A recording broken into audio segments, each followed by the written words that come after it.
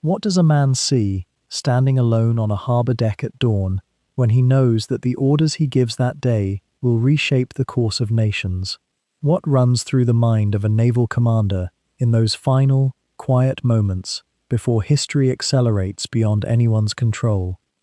Picture this: a harbour in the pre-dawn dimness, somewhere along Japan's inland sea. The water is so still it seems almost unreal, broken only by the slow, deliberate movements of massive warships at anchor. Fog rolls in thick and low, diffusing the first pale hints of light. The air tastes of salt and metal and something older, the accumulated breath of centuries of maritime tradition. Somewhere in the distance, a bell tolls. A sailor's footstep echoes across a deck. The sound seems to travel endlessly through the fog before fading into the ambient silence that only the sea knows how to create. The lanterns that burn through the night are being extinguished one by one. Men in dark uniforms move with the practiced precision of those who have learned that discipline and ritual are not merely customs, but the very foundation upon which the strength of a navy rests. Above the harbour, the first birds begin to call. The sun is preparing to rise, though its arrival is delayed by the fog. In Japan, during these years of the early 1940s, there is a particular quality to the silence before dawn, a tension held in suspension, as if the country itself is holding its breath, waiting for something inevitable that no one can quite bring themselves to name. This is the world we are entering, a world of fog and tradition, of carefully coded language and unspoken understanding, of officers who have trained their entire lives to navigate not just the seas, but the treacherous currents of military strategy, political maneuvering, and the weight of empire.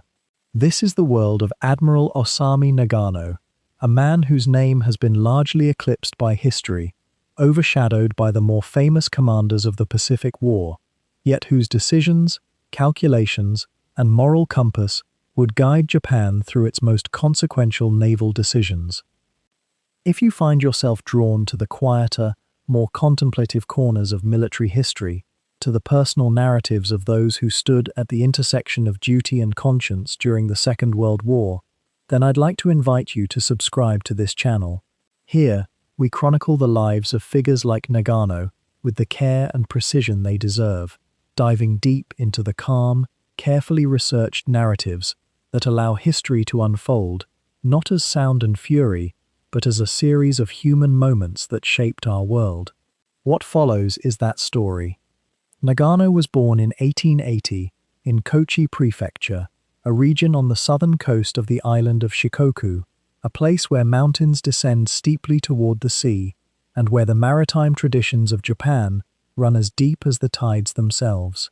His family belonged to that class of samurai retainers who had, like so many of their kind, navigated the vast transformation from the feudal world of the Tokugawa era into the rapid modernization of the Meiji Restoration. The samurai code, Bushido, had been officially dismantled by the government, and yet its values persisted in the bones of families like Nagano's, passed down through generation to generation, like an inheritance that could never quite be fully spent. There is something important to understand about the world into which Nagano was born. Japan in 1880 was a nation seized by a kind of controlled fever, a determination to remake itself in the image of modern Western power, while somehow remaining fundamentally Japanese. The government, led by ambitious reformers and oligarchs, had embarked on a wholesale transformation of society.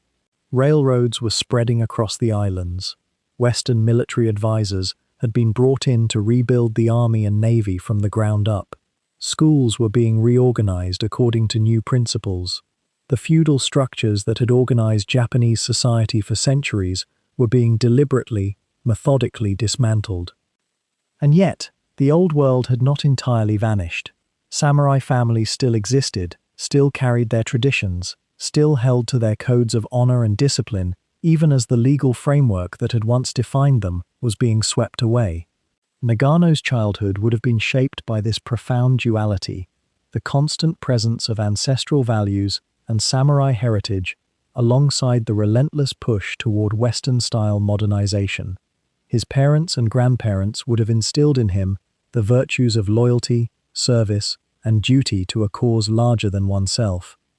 These were not merely historical relics being taught to him, but living truths that were expected to guide his entire existence. The Kochi that Nagano knew as a boy was not yet industrialized, not yet fully transformed into a modern port city. It retained still the rhythms of an older Japan, the seasonal patterns of agriculture and trade, the influence of Buddhist temples and Shinto shrines that dotted the countryside, the web of family and clan relationships that organized social life. The sea, however, was omnipresent. From almost any point in the prefecture, the ocean was visible, or at least its presence was felt. The local economy depended upon fishing and maritime trade. The stories that circulated through towns and villages were full of sailors, merchants, pirates, and the endless, dynamic relationship between a human community and the vast, unknowable expanse of water. One might imagine young Osami, and we know little of the intimate details of his childhood. Much of what we know comes to us filtered through official biographical accounts, standing at some point on a cliff or beach, watching the waves, listening to the stories of older men, absorbing without fully understanding that the sea would become the central fact of his existence. The ocean, in Japanese culture, carries profound symbolic weight. It is at once the source of livelihood, a barrier against invasion, a space of extraordinary danger, and a realm that demands absolute discipline and courage from those who venture upon it. The 1880s and 1890s were years of rapid educational reform in Japan. Nagano would have received his primary education during this period of intense national reorganization. The new Japanese education system was explicitly designed to produce loyal, disciplined subjects who would serve the nation. There was an emphasis on martial values, on loyalty to the emperor, on the importance of hierarchy and obedience. At the same time, there was genuine intellectual sophistication, the teaching of mathematics, science, and modern languages. Japan's reformers understood that to compete with the Western powers, the nation would need educated, capable people who understood modern technology and strategy. The family circumstances of Nagano's youth suggest relative prosperity and education. His samurai heritage would have afforded him access to better schooling than was available to most Japanese children. His parents would have had expectations for his future that extended beyond mere survival or local success. There were choices being made about his education, conversations happening about what he might become. The path toward military service, toward the Navy in particular, would have seemed, to a boy of his class and background, a natural destination, perhaps even an inevitable one. As Nagano moved through his teenage years in the late 1880s and early 1890s, Japan itself was moving through a period of consolidation and growing confidence. The Russo-Japanese War was still a decade away, but the nation's leaders were beginning to articulate an explicit imperial vision. Japan would not merely be a modern state, it would be an imperial power, capable of competing with Britain and France and Germany for influence in Asia and the Pacific. The Navy was central to this ambition. A strong navy was the sinew of empire, the tool through which a nation extended its reach across the seas and protected its interests in distant lands. Young men of Nagano's background would have been aware that they were living in a moment of historical transformation, that the choices they made about their careers and their service would position them at the center of their nation's future. The water, the fog, the ancient harbor, these were not merely the backdrop of Nagano's world, they were its substance, and it was toward these things, toward a life of service on the sea, that his life was already being gently but inexorably directed. If you found yourself drawn into this particular corner of history, the quiet precision of naval command, the weight of decisions made in candlelit rooms overlooking grey harbors, then you might consider following along with us as we explore more of these deeply researched journeys into military history. The documentary form allows us to linger in moments that textbooks rush past, to sit in the stillness of a command center before dawn breaks, to understand not just what happened, but how it felt to be the person holding the weight of that knowledge. Each story we tell is built from primary sources, from letters and logs and interviews with those who were there, woven together in a way that honors both the historical record and the human experience beneath it. It's a particular kind of listening, really, one that rewards patience and an openness to sitting with complexity, with the grey spaces where certainty dissolves into difficult choices. We release new documentary stretches regularly, each one designed to accompany you into the quieter hours, to make the world's stranger, deeper stories feel like conversations rather than lectures. If this resonates with you, if the idea of settling into calm, meticulously researched explorations of the people and events that shaped our modern world appeals to something in you, then subscribe now, so that these narratives arrive in your life as naturally as they unfold. And now, let us return to Japan itself, to a small prefecture on the edge of the Seto Inland Sea, where our story truly begins. The year was 1880. Japan was still finding its footing in a radically transformed world. Not quite a decade had passed since the formal restoration of the Meiji Emperor, a seismic shift that had ended centuries of shogunal rule and thrown open the doors to Western influence, Western technology, Western ways of thinking about power and the sea. In those early years of the Meiji period, the archipelago was in the grip of something almost feverish, a national determination to catch up, to modernize, to ensure that Japan would never again be humbled by foreign warships anchoring in her harbors with impunity. It was into this moment of restless transformation that a child was born in Kochi Prefecture, on the windswept southern coast of Shikoku. His name was Osami Nagano. The syllables carry a certain weight. Osami, and they belong to a boy whose family tree stretched back through generations of samurai.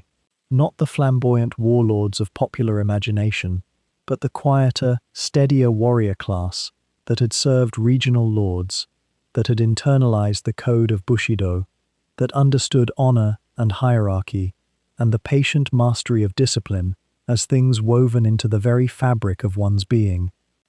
The Nagano family was not wealthy by any means, nor were they among the highest-ranking samurai clans, but they carried the blood and the bearing of that warrior heritage, and in the Meiji era, when the samurai class itself was being rapidly dissolved, their traditional roles rendered obsolete by a modernizing state, such ancestry still meant something. It meant that young Osami grew up in a household where duty was not a vague aspiration, but a living expectation, where silence in the face of difficulty was a virtue, where the sublimation of personal desire into service to something larger was simply the way one moved through the world. Kochi Prefecture itself was a landscape of profound quietness. The mountains rose steeply from the coast, densely forested, their slopes often shrouded in mist. The prefecture had a reputation for producing men of philosophical depth, for nurturing a certain independence of spirit, a legacy perhaps of the samurai culture that had flourished there for centuries. The rhythm of life in such places in the 1880s was still largely dictated by agricultural seasons, by the movements of the sea, by traditions that stretched back generations. Modernity was arriving, railways were being laid, telegraph wires strung, but it arrived as an overlay upon landscapes and rhythms that had scarcely changed in centuries. What must the childhood of Osami Nagano have been like? We can only trace its outlines with care, for the written record is sparse.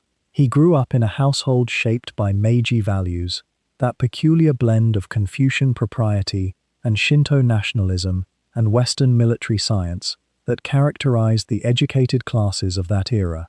His parents, and likely his teachers too, would have instilled in him a fierce pride in Japanese identity, a conviction that his nation had a destiny to fulfill in the world. At the same time, the Meiji system was beginning to formalize education as never before in Japan, introducing Western curricula, Western disciplinary methods, Western concepts of national service and military obligation. For a boy of samurai descent, born in such a time and place, the sea would have called. Kochi was a maritime province. Fishing families worked its harbors, merchant vessels connected it to wider networks of trade and communication. But more than that, the sea represented modernity, represented Japan's future. It was on the water that the nation's new navy was taking shape. It was through naval power that Japan would assert itself among the great powers. A family of samurai stock in the 1880s might see in their son's potential entry into the Imperial Japanese Navy not a departure from their heritage, but a new form of it, a way for the samurai ethos to transform itself into something suited to the modern age. The Meiji Restoration itself had emerged partly through the determination of certain samurai, though many others had resisted it. The new government, seeking to build a modern state capable of defending itself against Western imperial powers, had begun the work of creating a conscript-based army and navy modelled on Western examples. The officer corps, however, was drawn disproportionately from the samurai class, men who already understood hierarchy, discipline, and the obligation of military service. In some ways, then, the emergence of the Imperial Japanese Navy was a transformation of samurai culture rather than its replacement. The values remained, only the form changed. And what of those quiet years between birth and the moment when Osami Nagano would enter formal military training? They would have been shaped by the fundamental quietness of a provincial childhood in the 1880s. Mornings in mist, the sound of birds, the smell of rain on forest floors, the presence of an extended family, servants, the rhythms of agricultural work in nearby fields. Perhaps there was tutelage in the classics, in calligraphy, in the martial disciplines that were still being practiced in certain households, even as they were being phased out by national policy. Perhaps there were moments, many moments, of simple play, of childhood in its universal forms, climbing trees, fishing in streams, the profound absorption of a child in the immediate sensory world around him. But threading through it all would have been the awareness, barely articulated but deeply present, that a larger world existed beyond Kochi Prefecture, that Japan was changing, that the old certainties were giving way to new ones, that a boy born in 1880 would inherit a nation in motion, a nation building something unprecedented, a modern military machine grafted onto an ancient cultural tradition. How much of this filtered down into the consciousness of a child, we cannot say. But it was in the air, it was in the very structure of family obligation and national pride that surrounded him. Such was the soil in which Osami Nagano grew: samurai blood, Meiji certainty, the quiet provinces of Shikoku, the sea calling from beyond the misted mountains. In the spring of 1898, a lean boy of 18 made his way from the quiet Kochi Mountains toward the coast, toward a place that would reshape everything he understood about duty, about hierarchy, about the relationship between a man and the sea. The Imperial Japanese Naval Academy stood on the island of Etajima in the Seto Inland Sea, a sprawling stone institution built on foundations of deliberate austerity. To enter those gates was to step from boyhood into a world governed by codes older than the modern nation itself, codes that had been adapted and refined for the maritime ambitions of the Meiji era, yet which carried within them the unbroken thread of samurai discipline. Imagine, if you will, the grey-green water surrounding that isolated island, the morning fog that clung to the stone buildings and the parade grounds, the salt-laden air that seemed to carry the weight of expectation. The academy was designed not merely to train officers, but to forge them, to burn away the softness of civilian life and replace it with something harder, more crystalline. Nagano would have arrived with perhaps a thin silk bag containing a change of uniform, nothing more. The academy provided everything else: the white dress uniform, the service blues, the measuring instruments for navigation, the rigid framework within which he would learn to think like an officer of the imperial fleet. The daily rhythm at Etajima was nothing short of monastic. A bell would sound before dawn, and several hundred young men would rise in unison from narrow bunks in dormitories that smelled of salt, wool, and floor wax. There was no leisurely awakening. One had perhaps 10 minutes to wash, to dress, to fold one's blanket into a perfect square and stand at attention beside one's bunk. Tardiness was not a minor transgression, but a failure of character, a sign that one lacked the self-discipline necessary to command a warship. Older cadets, second and third year students, would move through the dormitories conducting inspections, and their eyes missed nothing.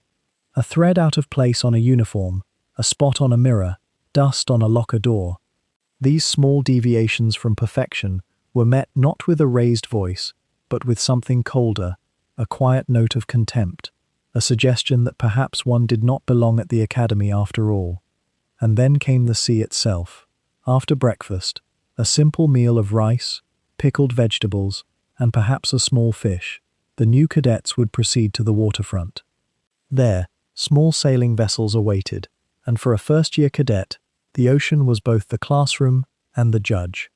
Nagano would have learned to splice rope, to understand the mathematics of the wind and the current, to comprehend the way a sail fills and empties, and how a helmsman reads these subtle shifts. But more importantly, he would have learned to fear the sea in the way that only a student can fear it, not with the superstitious dread of a village fisherman, but with a rational understanding that mistakes here held real consequences. A man could drown, a ship could founder, the sea respected nothing and no one. The instructors at Etajima had themselves come of age during Japan's transformation into a modern naval power. Many had fought in the Sino-Japanese War or in the Russo-Japanese conflict that had occurred, by this point in Nagano's training, just a handful of years earlier. They carried themselves with the bearing of men who had stood on the bridge of a warship under enemy fire, and they taught with the quiet intensity of those who knew what was at stake. One can almost hear the measured tones of an older officer, weathered and precise, explaining the principles of fleet tactics, the geometry of naval engagement. A warship was not, he might have said, a mere machine. It was an extension of the will of its captain, and the captain was only as effective as the discipline and the understanding of the men beneath him. The curriculum was rigorous and varied. Nagano studied mathematics, the calculus necessary for ballistics and navigation. He studied the history of naval warfare, not in the abstract way that a historian might study it, but as a series of practical lessons. Why this formation had succeeded, why that maneuver had failed, what could be learned from Nelson's tactics at Trafalgar, or from the great encounters of Japanese naval tradition. He studied the rapidly evolving technology of steam power, of steel hulls, of the new metallurgies and engineering principles that were transforming warships from the wooden sailing vessels of his grandfather's era into the modern dreadnoughts that were beginning to emerge in the early years of the 20th century. But perhaps most importantly, Nagano was being trained in a philosophy of leadership that was fundamentally different from Western models, though not entirely unfamiliar to Western officers either. The ideal officer of the Imperial Japanese Navy was expected to embody a kind of stoic detachment, combined with absolute commitment to his men. He was to lead by example and by the force of his moral character, not merely by the authority of his rank. A captain was responsible for every soul aboard his ship, and that responsibility was not merely a job description, but a moral weight that he would carry for the rest of his life. The academy cultivated this sense of duty through ritual as much as through instruction. There were ceremonies marking the changing of seasons, ceremonial examinations where cadets would demonstrate their knowledge and their bearing before senior officers. There were formal dinners where young men learned the protocols of naval society, the unwritten codes of conversation and deference that would govern their entire careers. And there was, always, the presence of what one might call the spirit of service, the understanding that one's individual ambitions and preferences were secondary to the needs of the Navy and, by extension, the nation. What was it like, one wonders, for a young man from the Kochi Mountains to find himself immersed in this world? Did Nagano experience it as a kind of homecoming, a place where the discipline and the awareness of hierarchy that had been part of his samurai heritage found their fullest expression? Or was there, at first, a sense of displacement, of being far from home in ways that were both physical and spiritual? The academy would have been a world unto itself, a closed community where the outside world seemed very distant and perhaps not entirely real. Letters from home came occasionally, but they were reminders of a former life, not invitations to return to it. By the time Nagano reached his third year at Etajima, he would have been transformed.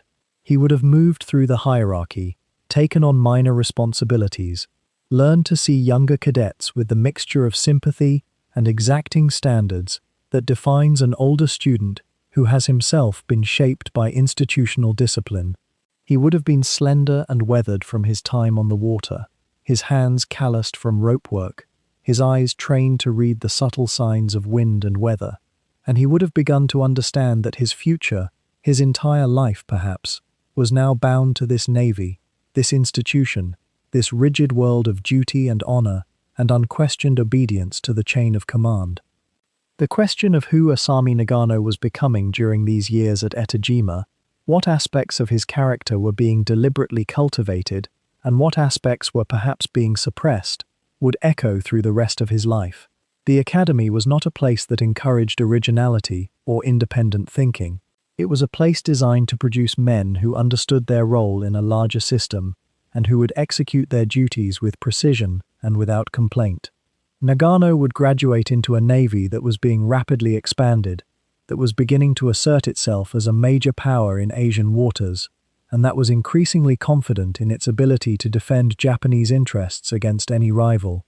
But the officers of that navy, including Nagano himself, were being trained in a framework that perhaps did not leave much room for questioning orders or for reflecting on the broader implications of the institution they served.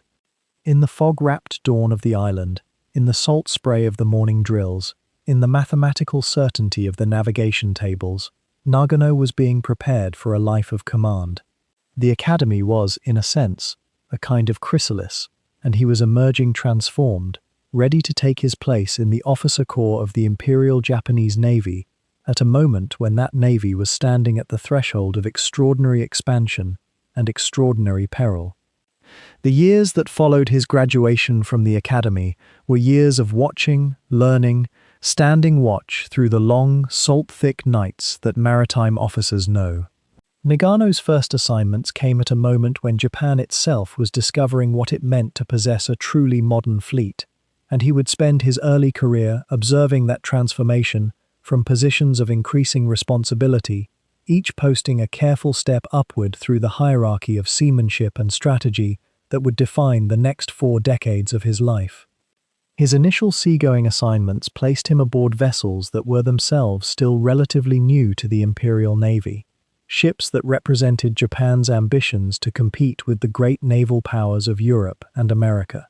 These were not the battleships and cruisers that would later dominate strategic thinking, but rather the more modest platforms through which a young officer learned the discipline of command, the mathematics of gunnery, the endless rhythm of naval routine, the watches, the paperwork, the careful inspection of rigging and equipment in the salt-laden air. These became the texture of his 20s, the years when a naval officer's competence is either forged or revealed as insufficient. What made these early sea postings significant in the arc of Nagano's career was the historical moment in which they occurred.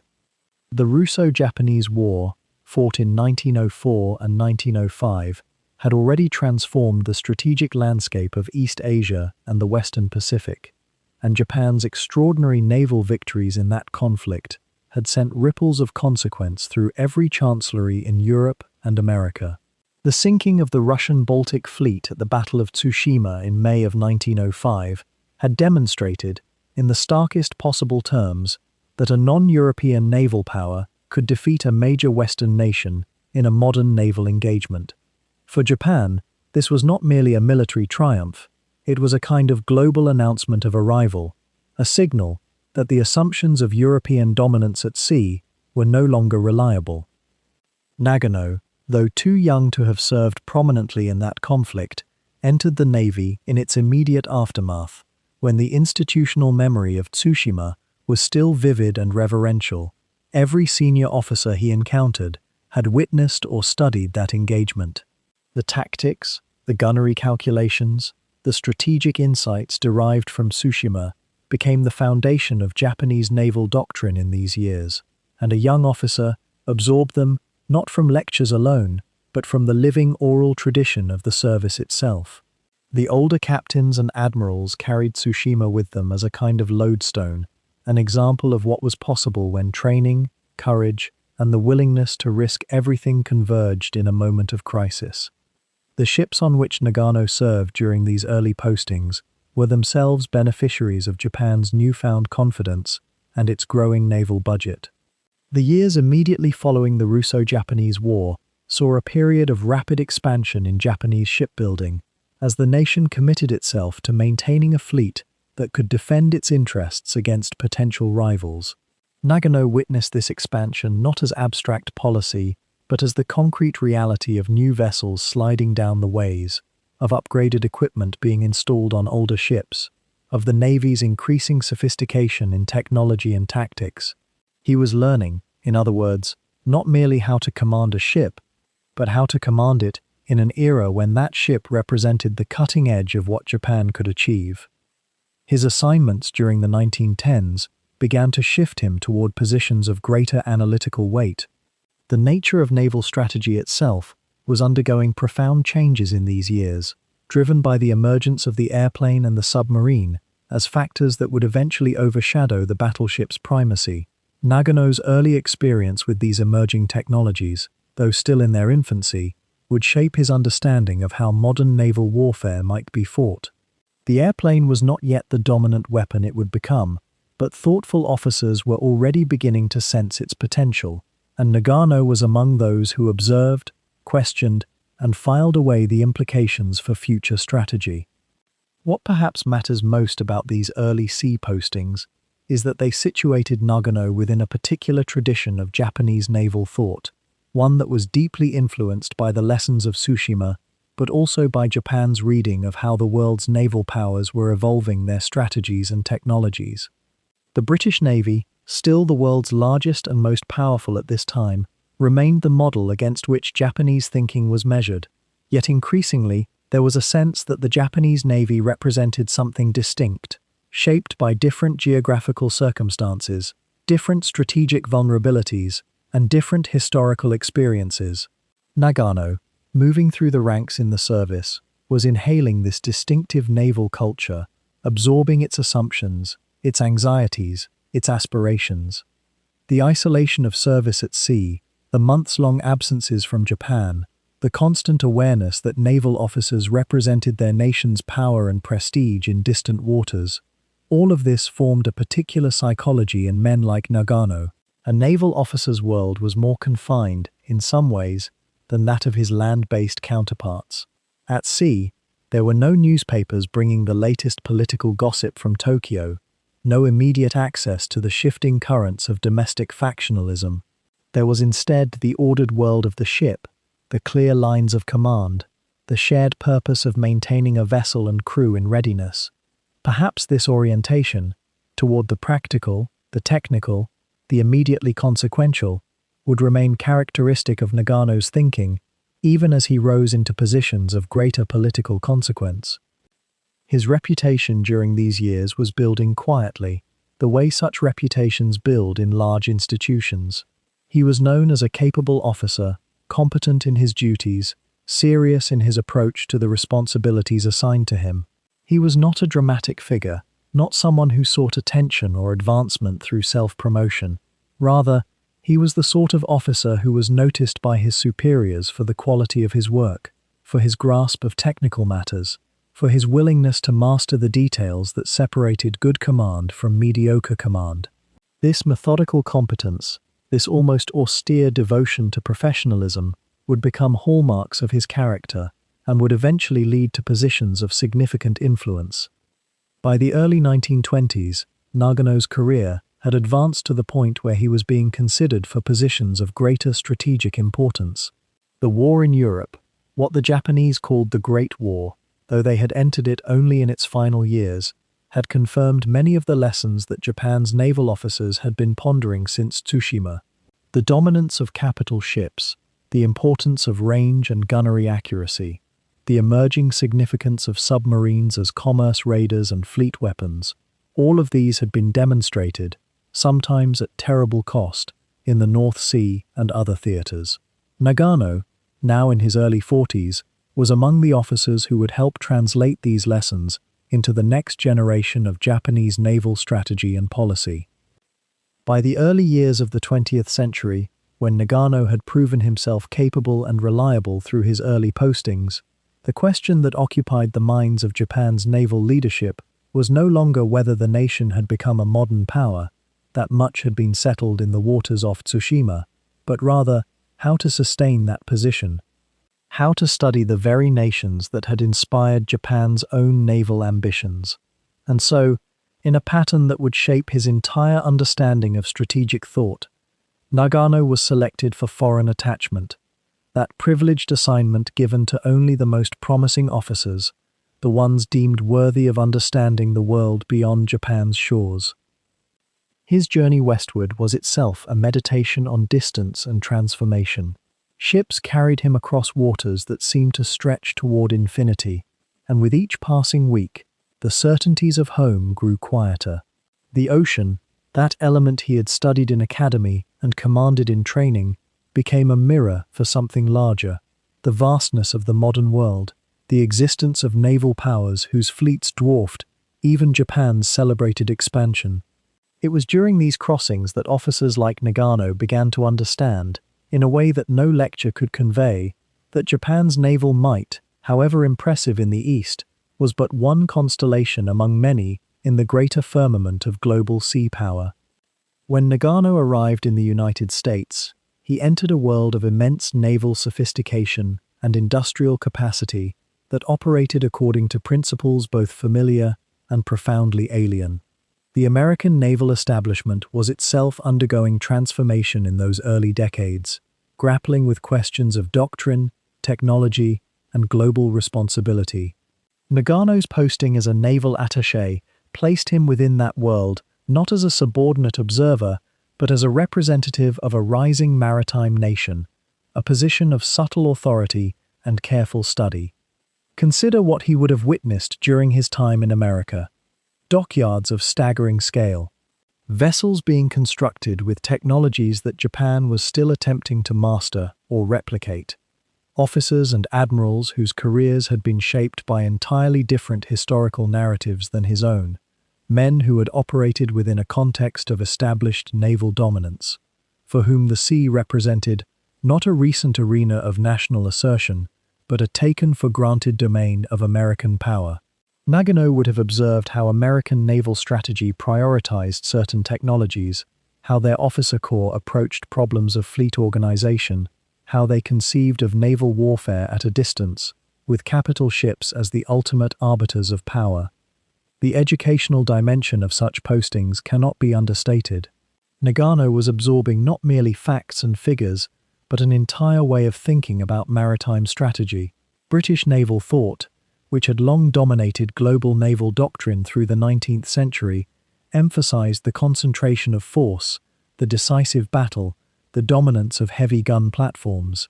American thinking, in those years, was beginning to incorporate new possibilities, new technologies, new ways of imagining how fleets might interact.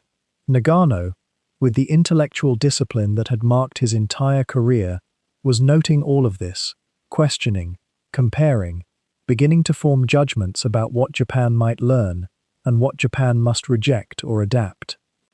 It would be tempting, looking backward from the vantage point of later events, to imagine that Nagano's time in the West somehow made him cosmopolitan, somehow inclined toward accommodation with Western powers.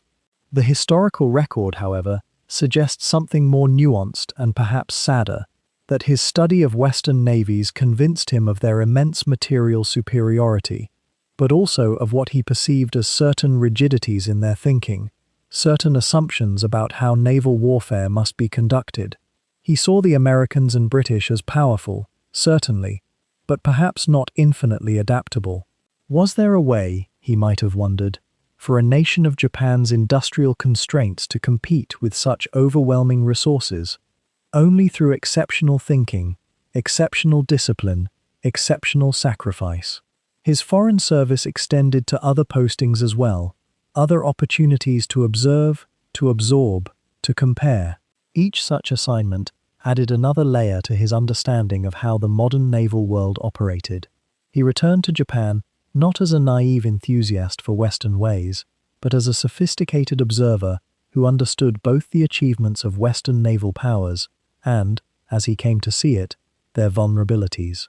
This perspective would shape the strategic calculations he would bring to his later positions of authority, a belief, perhaps, that Japan might compensate for material disadvantage through superior strategy, superior discipline, superior willingness to embrace unconventional approaches. The men who returned from foreign service in those years often carried within them a certain burden, a tension between admiration for what they had witnessed and a fierce commitment to Japan's national interests and independence. Nagano seems to have embodied this tension fully. He had learned from the West. He had studied the mechanisms by which great naval powers maintained their position, but he had also internalized a deeply Japanese sense of national mission, a conviction that Japan's rise was not merely a local phenomenon, but a fundamental realignment of world power. The question that occupied his mind, and the minds of men like him, was whether this rise could be sustained, or whether the great powers of the West would inevitably act to constrain it. These formative experiences abroad created in Nagano something more complex than simple admiration or simple resentment.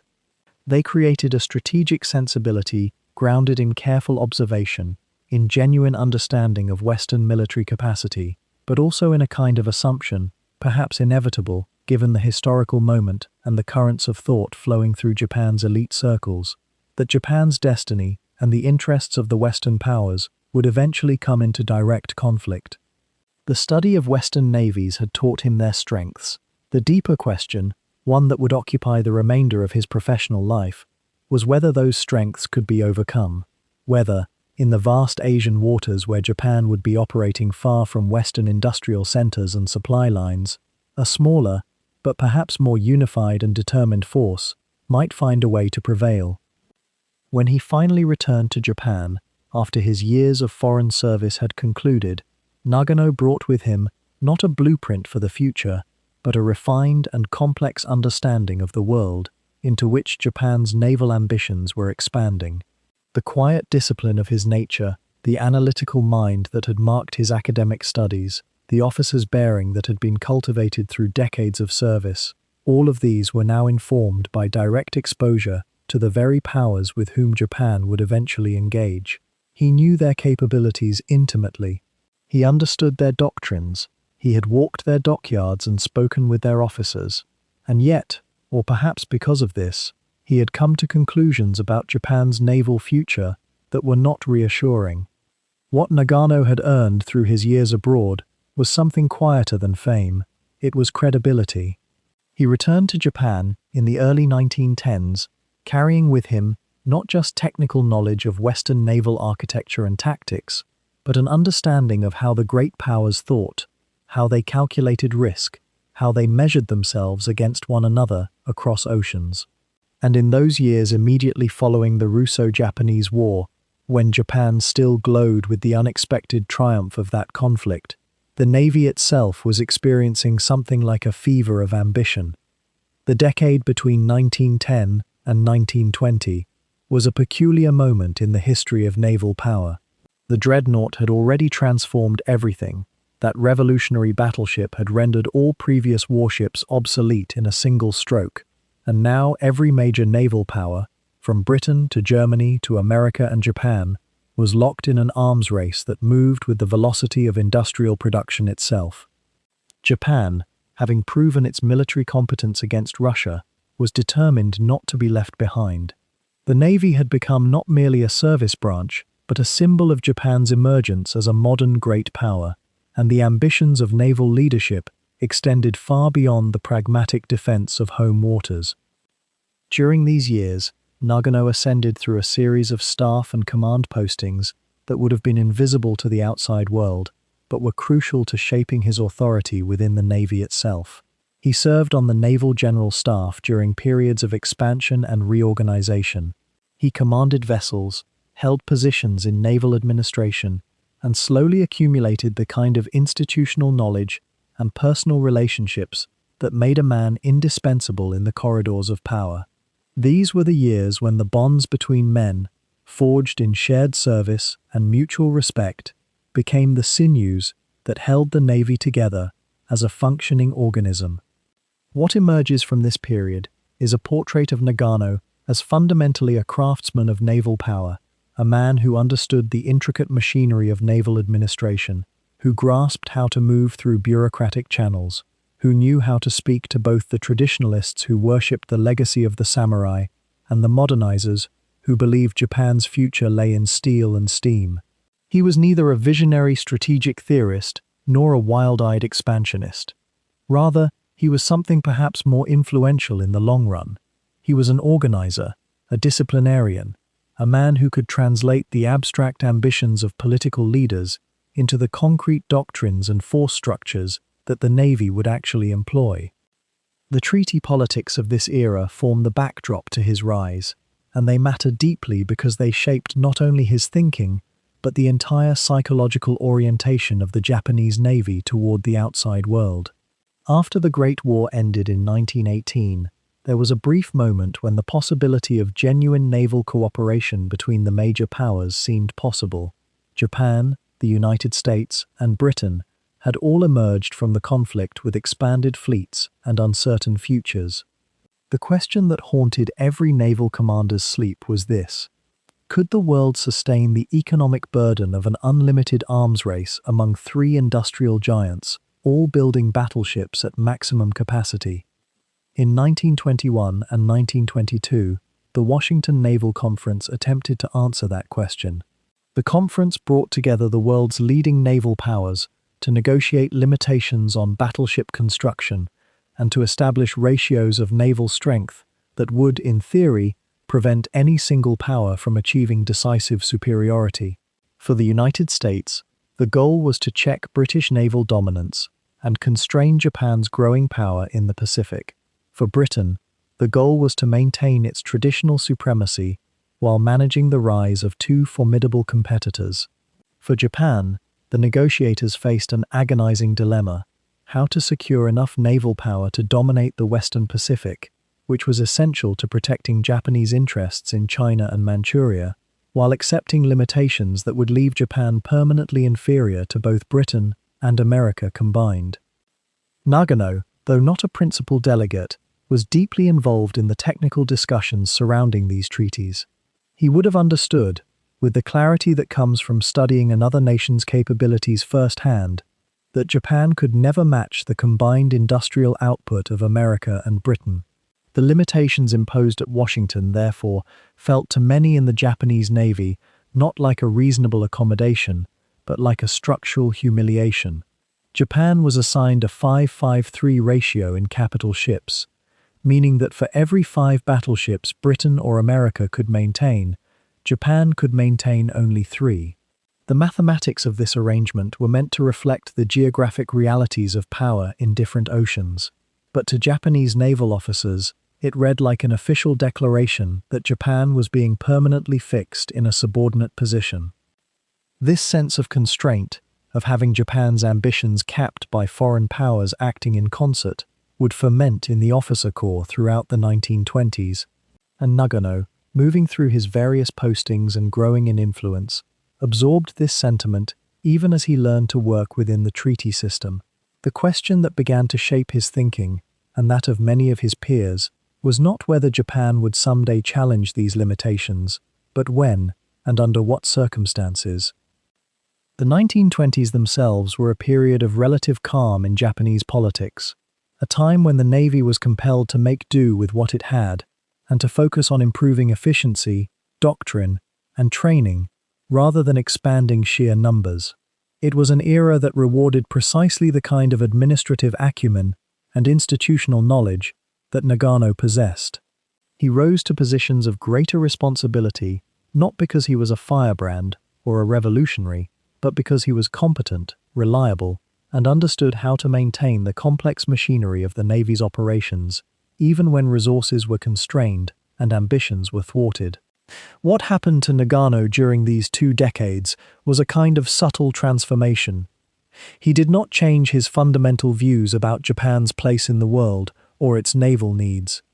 Rather, he was seasoned by experience, hardened by the awareness that Japan faced structural constraints that could not be wished away or overcome by courage and discipline alone.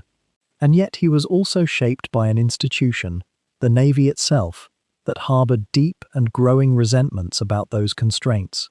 The Navy in the 1920s was a service that felt itself to be constrained by forces beyond its control, and that feeling bred a certain reactive quality, a readiness to seize upon any opportunity to shift the balance. By the end of the 1920s, as Nagano entered the final years before his emergence into the highest circles of command, something had shifted in Japan itself. The brief, fragile democratic interlude of the Taisho era was giving way to something harsher. Economic depression was beginning to bite. The younger officers in the army were growing more radical, more contemptuous of civilian politicians, more convinced that Japan's future would have to be seized by force rather than negotiated through diplomacy. And the Navy, though traditionally more conservative than its army rival, was beginning to feel the pressure of this changing atmosphere. Nagano's rise through the 1910s and 1920s had given him a peculiar vantage point. He understood the Navy from the inside, its capabilities, its limitations, its traditions, its hierarchies. He had studied the world's other navies and understood how Japan compared. He had been shaped by an institution that felt itself constrained by treaties and great power politics. And now, as the world moved into a new decade, and as Japanese politics lurched toward a more authoritarian and militaristic orientation, he would find himself ascending to positions where his understanding of all these currents would become desperately consequential. The world after the Great War existed in a peculiar state of exhaustion and anxiety. Nations had spent themselves nearly to emptiness in the trenches, yet the memory of naval power remained vivid in the minds of admirals and statesmen alike. The battleship, that enormous symbol of national might, had ruled the seas for centuries, and even as the technologies of war evolved, the desire to build larger fleets, faster ships, and more powerful guns never quite faded from the strategic imagination of imperial powers. It was in this atmosphere of mutual exhaustion and lingering suspicion that the Washington Naval Conference convened in 1921 and 1922. Picture, if you will, the quiet parlors and conference halls where delegates gathered with the intention of doing something almost unprecedented, voluntarily limiting their own military power. The United States, Britain, Japan, France, and Italy sat down together, bound by a shared understanding that another arms race of the kind that had preceded the First World War might lead the world toward catastrophe once more. The question that hung over every session was deceptively simple. Could nations truly trust one another to restrain their own ambitions? The treaty that emerged from Washington, the Naval Limitation Treaty signed in 1922, established a careful mathematical hierarchy for capital ships, those great battleships that had long been the measure of naval prestige. The treaty decreed a ratio of 5 to 5 to 3 for the navies of Britain, America, and Japan respectively. Britain and America would each maintain a fleet of 5 million tons of capital ships, while Japan would be permitted only 3 million tons. It was a formula designed to preserve British and American preeminence while acknowledging Japan's emerging naval strength without allowing it to challenge Western dominance. On its surface, the agreement appeared rational, orderly, a triumph of diplomacy over the endless spiral of military spending. But for Japan, the ratio was an uncomfortable truth, wrapped in diplomatic language. 3 to 5 meant something deeper than mere tonnage and firepower. It represented a formal acknowledgement that Japan occupied a secondary tier in the international naval hierarchy, subordinate to the Western powers, despite her victories in the Russo-Japanese War and her emergence as a modern industrial state.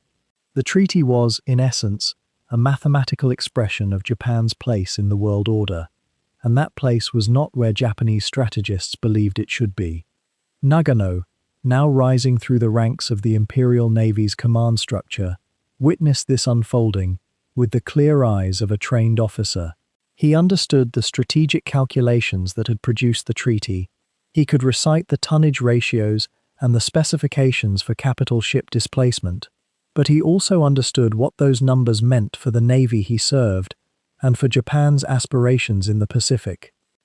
The limitation treaties that followed, the London Naval Treaty of 1930 and its renewal in 1936, only reinforced and in some cases tightened the constraints on Japanese naval expansion. Each conference, each renewed accord, seemed to codify Japan's subordination in the eyes of Western naval powers. Younger officers, in particular, began to see these treaties less as reasonable compromises and more as affronts to Japanese pride and security.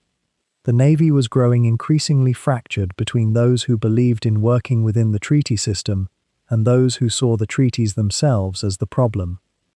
For a nation that had transformed itself from a medieval kingdom into a modern imperial power within a single generation, these limitations felt like an attempt to freeze Japan in a permanent position of inferiority.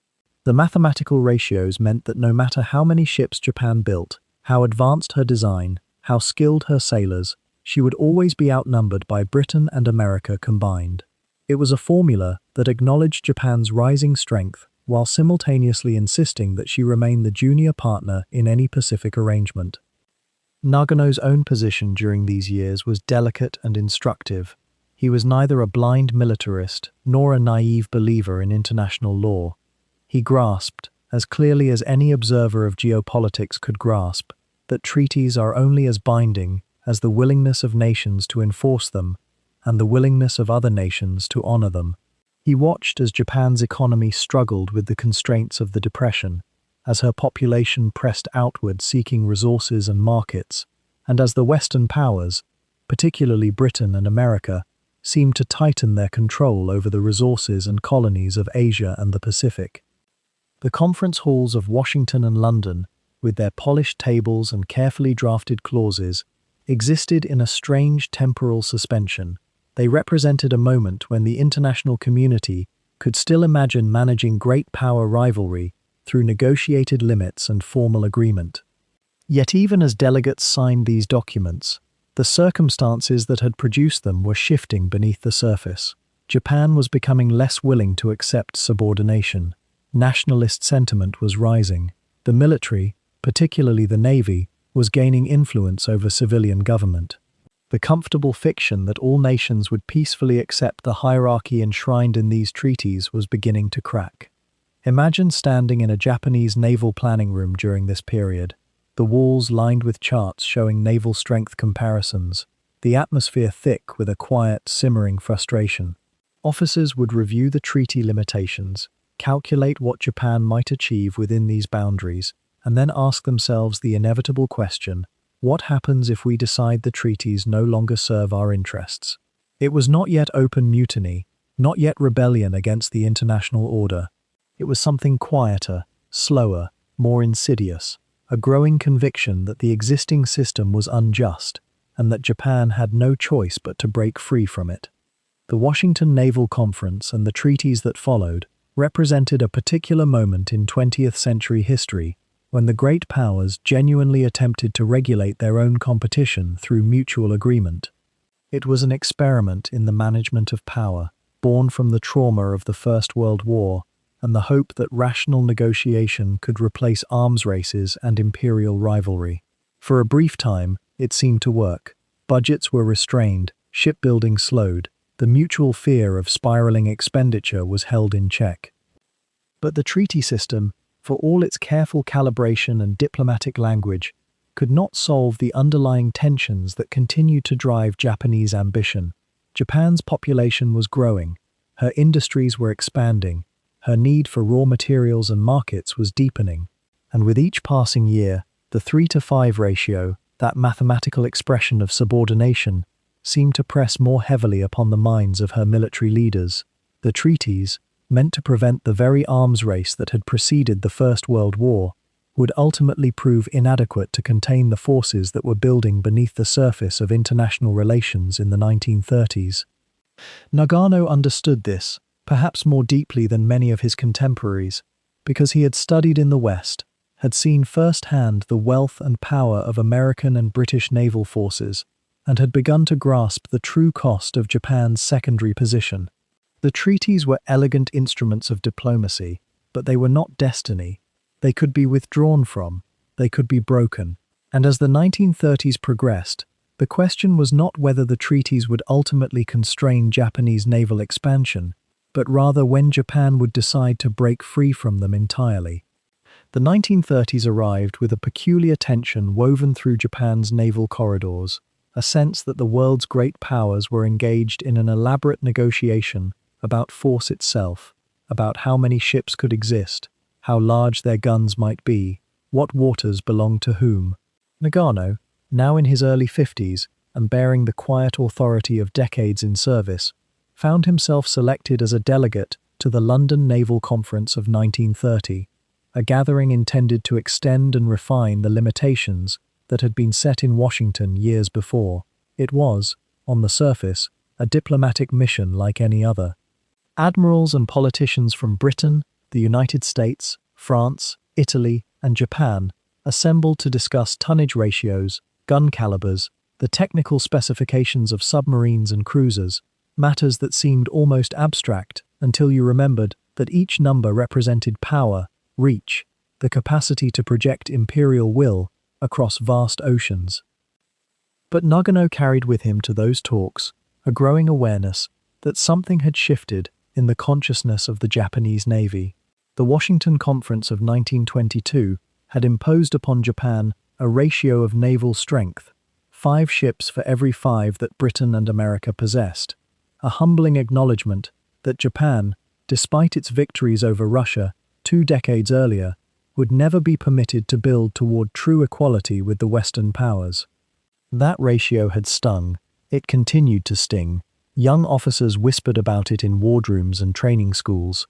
The feeling grew that Japan was being held back, constrained, prevented from achieving the naval supremacy that its island geography and imperial ambitions seemed to demand. When Nagano sat among those delegations in London, he represented a navy that was beginning to question whether any treaty could serve Japan's long-term interests. The conversations grew tense almost immediately. Britain and America sought to maintain their advantage. Japan sought relief from the ratios that bound it. France and Italy pursued their own narrow interests. The conference was, in many ways, a display of powers that no longer fully trusted one another, each nation carefully calculating whether the other might soon break free from agreed constraints. The 1930 London Naval Conference produced an accord, yes, but it was thin, fragile, built on the understanding that each power was already contemplating what it might do once the agreement expired. Nagano's role was partly to negotiate Japan's position, but increasingly it was to observe and report back to Tokyo. The West will not give us what we believe we are owed. As the 1930s deepened, that observation hardened into conviction. Economic depression swept across the world, and with it came a shift in the calculus of power. Nations began to rearm. Germany, stripped of naval power by the Versailles Treaty, began secretly building submarines and fast warships. Italy grew aggressive toward weaker neighbors. Within Japan itself, a new generation of naval officers, younger, more ideologically driven, less bound by the traditions of institutional restraint that had governed men like Nagano, began to speak openly of abrogating the treaties altogether. Why, they asked, should Japan accept perpetual inferiority? Why should the home islands be defended by a navy that the British and Americans did not need to take seriously? Nagano found himself in a curious position, caught between his own growing conviction that the treaties had become untenable and his deep belief in order, in structure, in the idea that even conflict between great powers could be governed by agreed rules. He was not by temperament a firebrand. He did not give passionate speeches about Japanese racial superiority or imperial destiny, but he was, fundamentally, a realist about power, and the reality he observed was that Britain and America would never voluntarily accept Japan as anything but a subordinate naval power in the Far East. The treaties were, in that sense, not agreements between equals, but rather a system imposed by the strong upon the ambitious. How long could such a system hold? The early 1930s saw a succession of conferences, attempts to find new equilibrium, new formulas, new language that might satisfy all parties. But each gathering seemed only to widen the gulf. Japan's representatives grew more insistent on their claims. The Western powers grew more defensive of their interests. Between formal sessions, in private meetings, and in cables sent back to Tokyo, a slower conversation was taking place, a gradual erosion of the belief that treaties were binding. By 1933, Japan formally withdrew from the League of Nations after international criticism of its invasion of Manchuria. That same year, it became increasingly clear that Tokyo would not renew naval limitation agreements. The international order that had seemed so settled, so technical, so manageable through careful negotiation, it was coming undone. For Nagano, these years represented a kind of transition in his own thinking. He had been trained in an era when the Imperial Navy took pride in international respectability, in being recognized by other naval powers as a professional, sophisticated institution operating within agreed bounds. That era was fading. The world was becoming harder, less constrained by the gentlemen's agreements and the carefully worded protocols that had governed great power competition in the 1920s. Japan's navy was beginning to feel, more and more acutely, that it was being held in a subordinate position by powers that had once needed Japanese cooperation and now treated Japan as merely a regional concern. Nagano's role in all of this, whether as a delegate, as an observer, as a voice within the naval hierarchy, was not to drive events but rather to understand them, to interpret them, and to carry that interpretation back into the councils of the Japanese Navy. He had seen firsthand the Western delegations' intransigence, their unwillingness to recognize Japan's needs, their determination to maintain a system that favored themselves, and he could see, with a kind of slow-building clarity, that the Navy was moving toward a moment when it would no longer accept those terms.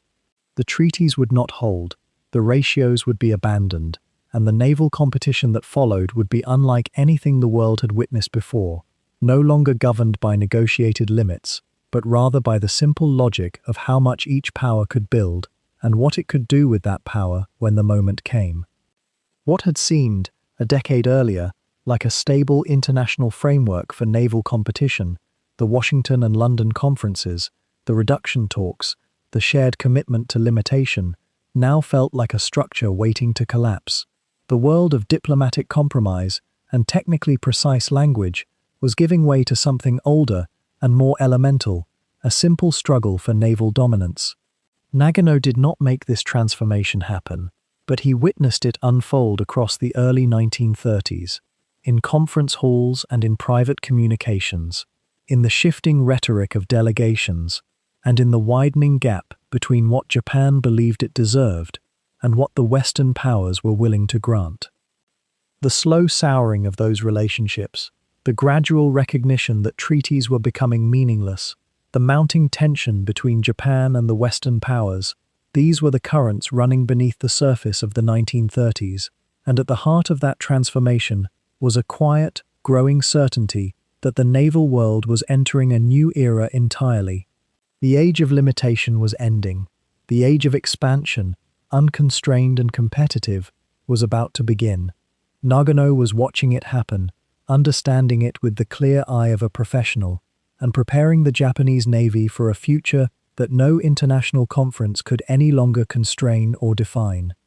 By the late 1920s, those who served alongside Osami Nagano began to speak of him in a particular way, not with the breathless enthusiasm of ambitious younger officers, but with a kind of measured respect that came from seeing a man operate with absolute consistency, day after day, in the quiet discipline of naval administration. He was, by then, entering the quieter phase of a long career, the years when a senior officer's reputation crystallizes, when the shape of his character becomes something others reference, something they invoke, and Nagano's character, as it had formed through decades of service, carried a certain gravity. He was a traditionalist, yes, but not in the rigid, theatrical way of some of his contemporaries. His traditionalism was quieter. It ran deep through his understanding of duty, of hierarchy, of the unbroken line connecting the modern Imperial Navy to the samurai codes his own family had once embodied. Those who knew him described a kind of stillness about him, a refusal to be drawn into the elaborate social maneuvering that consumed so much of Tokyo's naval circles. Yet it was precisely during these years that something else began to shift, something that would gradually reshape how Nagano was perceived within the highest corridors of Japanese power. The Washington Naval Conference of 1922 had imposed strict limits on capital ship construction. Japan had accepted these limits, as had the Western powers, but acceptance bred resentment. Naval officers, by the very nature of their profession, tend to think in terms of capability, of readiness, of the ships their nation requires to meet its rivals. The treaties felt, to many of them, like constraints imposed by nations that had already built their fleets to dominant proportions. Why should Japan accept inferiority written into international law? Why should the Imperial Navy remain locked in permanent subordination to British and American naval power?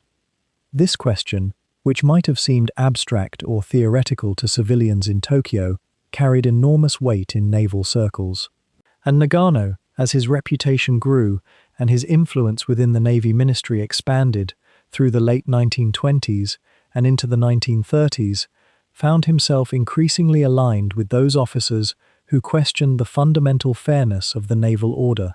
Not because he was reckless or ambitious, quite the opposite. His traditionalism made him skeptical of the Western powers' motives. His discipline made him certain that Japan needed a stronger hand, more naval strength, in order to secure its rightful position in Asia. Those traits that had made him respected as an administrator now placed him, almost inevitably, within the expanding faction of officers who believed Japan must free itself from the constraints of treaty limitation. This was not a sudden transformation. Rather, it was the kind of gradual realignment that happens when a man's fundamental beliefs about order, duty, and honor begin to align with the broader currents moving through his nation's military establishment. Consider the position Nagano occupied. He had studied Western naval power intimately, had watched the British and American fleets evolve, had come to understand their strengths and their vulnerabilities with uncommon clarity. This knowledge, combined with his belief in Japanese superiority, not arrogance, but a deep conviction rooted in the resilience and unity of the Japanese people, led him naturally toward the view that Japan could not simply wait passively within the treaty system. The naval expansion that others whispered about, Nagano came to see as not merely desirable, but necessary, even inevitable. Yet there remained something distinctive about the way Nagano carried this conviction. Unlike some of the more fiery younger officers who filled naval meetings with rhetoric and passion, Nagano's alignment with expansionist thinking was expressed with a kind of quiet certainty. He did not need to argue loudly. His reputation for judgment was such that his opinions carried weight, simply by virtue of who held them. When he spoke in conferences about Japan's naval needs, about the inadequacy of the existing treaty structure, about the necessity of building a fleet equal to any in the world, he spoke with the authority of a man who had thought carefully about such matters for many years. This made him, in a sense, more dangerous to those who still hoped for continued naval cooperation with the Western powers. A passionate firebrand might be dismissed as emotional, but a careful, disciplined, highly respected officer speaking about the same concerns carried an almost irresistible credibility. In the early 1930s, as Japan's political situation became increasingly unstable, as various military factions competed for influence and direction, Nagano's steady voice became more valuable. The army, which had its own ambitions in Manchuria and beyond, found in the Navy's growing naval nationalism a useful ally. If the Navy was demanding expansion, if it was questioning the Western-imposed treaty system, then perhaps Japan's military future lay not in cooperation with the West, but in the assertion of its own power. Nagano never positioned himself as a radical. He remained, by temperament and training, a conservative figure. But his conservatism now served an expanding agenda. He was conservative about naval discipline, about the proper chain of command, about the ancient protocols of the Japanese officer corps. And these conservative values, when applied to Japan's position in the world, led naturally toward conclusions that were anything but conservative in their implications. How might one characterize this transformation? It was not corruption, certainly. Nagano never sought personal advancement through backing one faction or another. It was, rather, a kind of alignment, the way a compass needle aligns with the magnetic field around it. The field, in this case, was the growing conviction within Japan's military that the nation's future could not be bound by treaties signed in earlier, different times. The field was the growing sense that Western naval power stood as the ultimate barrier to Japanese expansion throughout Asia.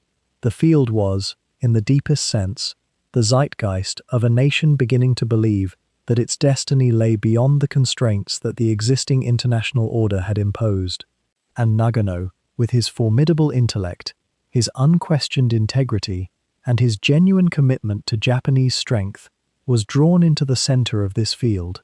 His traditionalism, his respect for hierarchy and discipline, became the framework within which increasingly expansionist thinking found expression.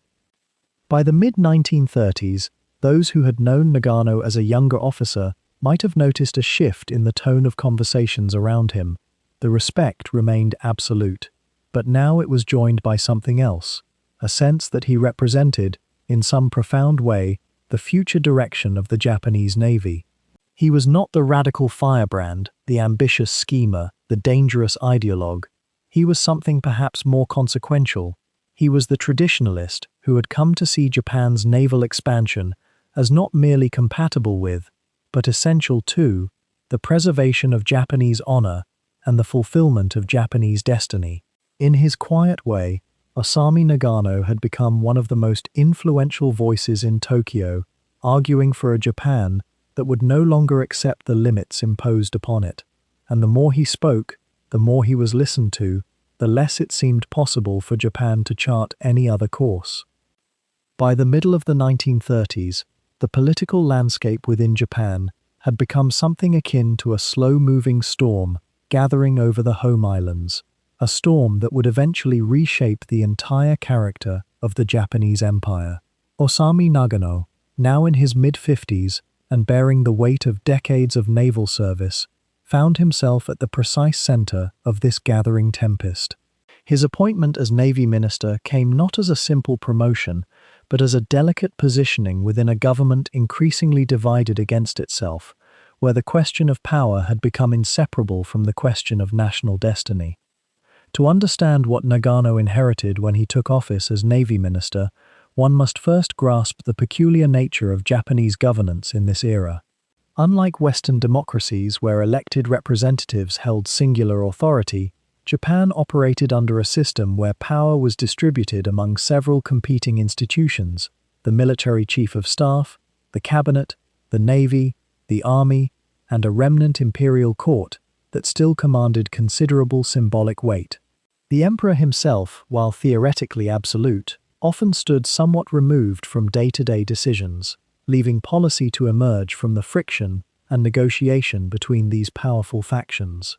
This arrangement, which might have produced paralysis in another nation, instead created a kind of constant pressure cooker where ambitious men jockeyed for influence, and the national direction could shift with surprising speed. The army, the Kogun, as it was known, had for some years been the dominant voice in Japanese military and political affairs. The Army General Staff had orchestrated, or at least sanctioned, a series of increasingly bold moves on the Asian continent. In 1931, the Kwantung Army had invaded Manchuria under circumstances that were, to put it gently, contrived. The international outcry that followed was met with Japanese dismissal, and by 1932, Japan had established the puppet state of Manchukuo. The League of Nations had protested, Japan had withdrawn from the League with theatrical indignation, and the army had emerged as the architect of what it called national expansion, though others would soon call it naked territorial conquest. The Navy, by contrast, viewed this continental adventure with something closer to skepticism. Naval officers were not anti-militarists. They were, if anything, more convinced than ever of Japan's need for military strength, but their strategic vision differed fundamentally from that of the Army. Where the Army saw Japan's destiny in the vast territories of China and Southeast Asia, the Navy looked outward to the Pacific and Indian Oceans. A truly imperial Japan, the Navy believed, would require unchallenged naval supremacy in those waters. While the Army plotted on land, the Navy envisioned a maritime empire. This was not mere professional rivalry, though that certainly existed. It was a genuine, almost irreconcilable difference in how each institution imagined Japan's future. Nagano's appointment as Navy Minister in 1936 signaled the Navy's attempt to reassert itself as a counterweight to Army dominance in Tokyo's corridors of power. He was, by reputation and temperament, the perfect embodiment of naval orthodoxy, disciplined, strategic, deeply versed in the history of naval power, and fundamentally committed to the idea that Japan's strength lay on the seas, rather than in the deserts and cities of the Chinese mainland. Yet his promotion came at a moment of extraordinary internal stress within the Japanese establishment, and the pressures he would face as Navy Minister would prove to be among the most testing of his career. In the year of his appointment, Japan experienced what came to be known as the February 26th incident, a failed military coup led by radical junior officers who believed the government had strayed too far from their vision of pure imperial restoration. The uprising was suppressed, but it sent shockwaves through the entire military establishment and seemed to crystallize a disturbing trend toward radicalization among younger officers, both in the Army and Navy. The incident, rather than sobering the militarists, seemed instead to accelerate Japan's drift toward a more overtly expansionist and authoritarian posture. Moderates and civilian politicians found their power steadily eroding, while military figures, particularly army generals, consolidated their influence over the cabinet and the emperor himself. Nagano's role as Navy Minister placed him in an impossible position that occupied his thoughts and those of his subordinates throughout the remainder of the 1930s. On one hand, he was responsible for defending the Navy's interests and vision against the encroachments of an increasingly dominant Army establishment. The Army wanted resources, manpower, industrial capacity, and political backing for its continental campaigns. Every yen spent on battleships and aircraft carriers was a yen the Army could not spend on infantry divisions and tanks. Every officer assigned to naval training was a potential general the Army needed for its own expansion. The competition for resources became ever more intense as the decade progressed. On the other hand, Nagano was expected to be a team player within the larger military hierarchy. The emperor remained the theoretical supreme commander, but in practice, the military factions were expected to work together to realize what was increasingly framed as the inevitable expansion of the Japanese sphere of influence. To resist too openly was to risk being branded as weak or defeatist, and in the political climate of mid-1930s Japan, such labels could be professionally fatal and in some cases quite literally dangerous. Consider the fate of moderate politicians and officers who spoke against excessive militarization. Several were assassinated by right-wing extremists who viewed opposition to military expansion as a form of treason. Within the Navy itself, Nagano also faced considerable tension. Not all naval officers agreed with his cautious approach to the Army's schemes. Some of the younger, more radical officers believed that the Navy should align itself fully with the Army's expansionist ambitions, seeing the China campaign as an opportunity for naval glory and resource capture in the South. Others, particularly among the more intellectual officers and those with experience in the West, harbored doubts about whether Japan could sustain a long war against multiple powerful enemies if it provoked the Western nations. Nagano's strategic philosophy, which held that the Navy must maintain superiority in the Pacific and that Japan must avoid simultaneously antagonizing all of the Western powers, was viewed by some as timidity, even as they grudgingly acknowledged his wisdom and his authority. The tensions that Nagano navigated as Navy Minister were not merely the product of personality conflicts or professional rivalries, though both certainly existed.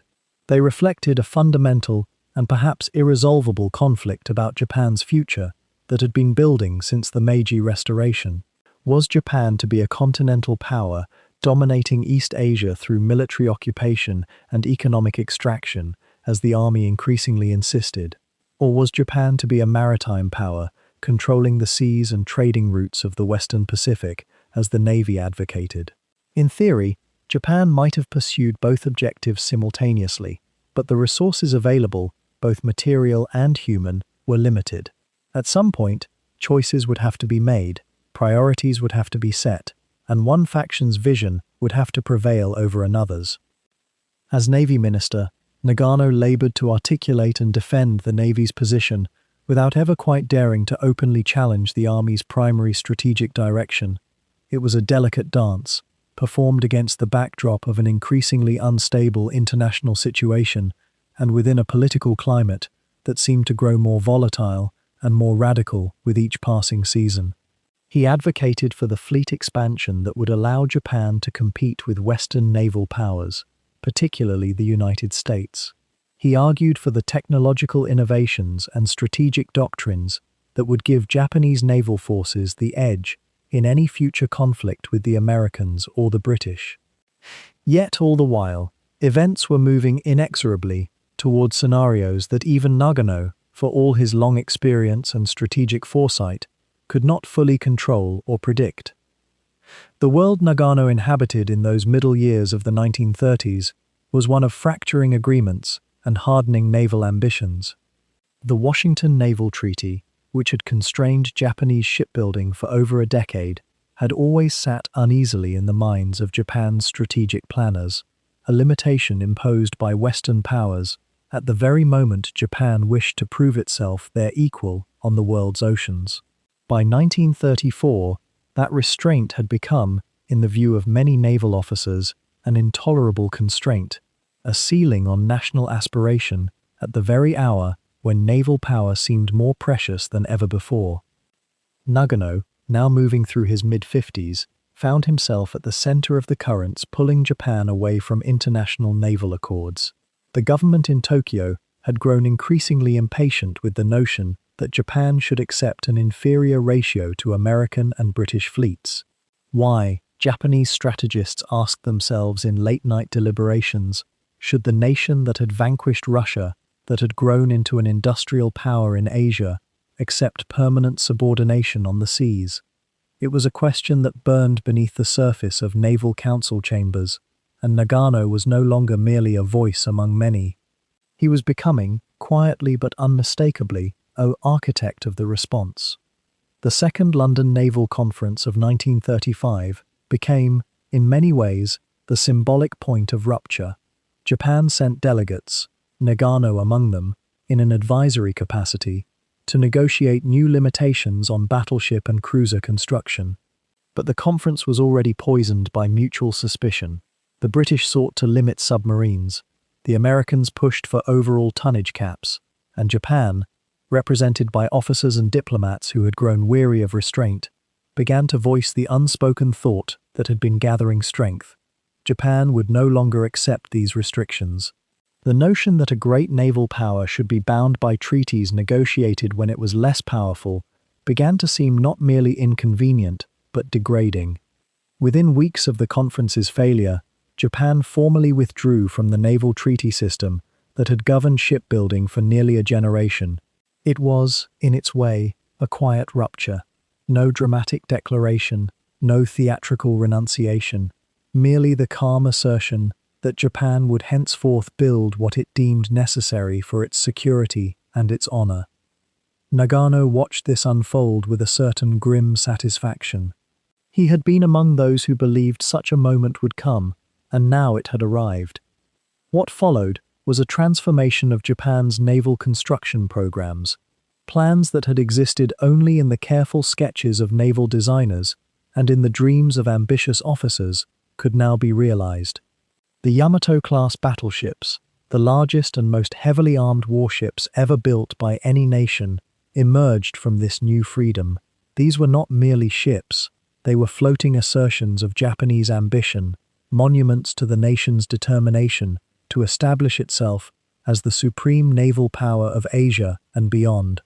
Nagano, in his role as an influential strategist within the Naval High Command, was deeply involved in the thinking that justified such expenditures, such overwhelming commitments of steel and treasure. The expansion programs that followed consumed enormous resources that Japan, with its limited natural wealth and dependency on imported oil and materials, could ill afford to divert indefinitely. Yet there was a logic to the madness, or so it seemed at the time. If Japan was to compete with American and British naval strength, if it was to defend its expanding territorial claims in Manchuria and later in China, it would need a fleet that could dominate the waters of East Asia. The Americans were building as well. The British maintained their tradition of overwhelming naval superiority, and Japan could not afford to fall behind. Or so the argument ran, in offices and council chambers where Nagano's voice carried increasing weight. Yet beneath the technical discussions and the construction schedules, there existed a deeper strategic question that Nagano and his peers were beginning to grapple with, whether they fully acknowledged it or not. What was this naval expansion actually for? What enemy was being prepared for? In the early 1930s, the answer had seemed clear enough. The Soviet Union posed a threat, and the Western powers were rivals. But as the decade deepened, and as Japan's military adventurism in Manchuria and China drew increasing international condemnation, the possibility of conflict with Britain and America began to seem less like a distant theoretical concern and more like a genuine strategic inevitability. Nagano found himself pulled into conversations about how the Japanese Navy might actually engage such opponents. The distance between Japan and the American Pacific Fleet was vast, spanning thousands of miles of open ocean. How would the Navy bridge that gap?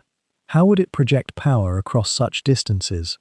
These were the questions that drove naval strategy, and they led Japanese naval thinkers, Nagano among them, toward a particular vision of how a Pacific war might be fought. The answer they developed, sometimes called the decisive fleet battle strategy, reflected a certain traditional orientation in Japanese naval thinking.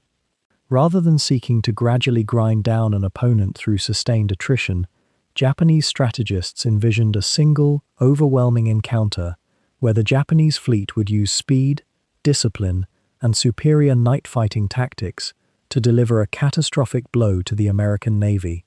This would, they believed, demoralize the Americans sufficiently to force them to negotiate a favorable peace.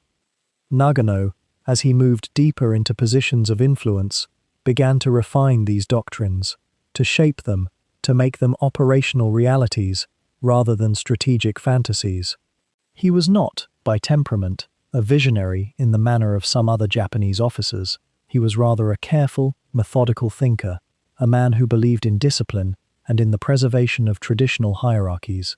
But he was also, beneath his reserve, a man committed to the idea that Japan deserved a place of supreme power in Asia, and increasingly, he came to believe that only through naval force could such a position be secured and maintained.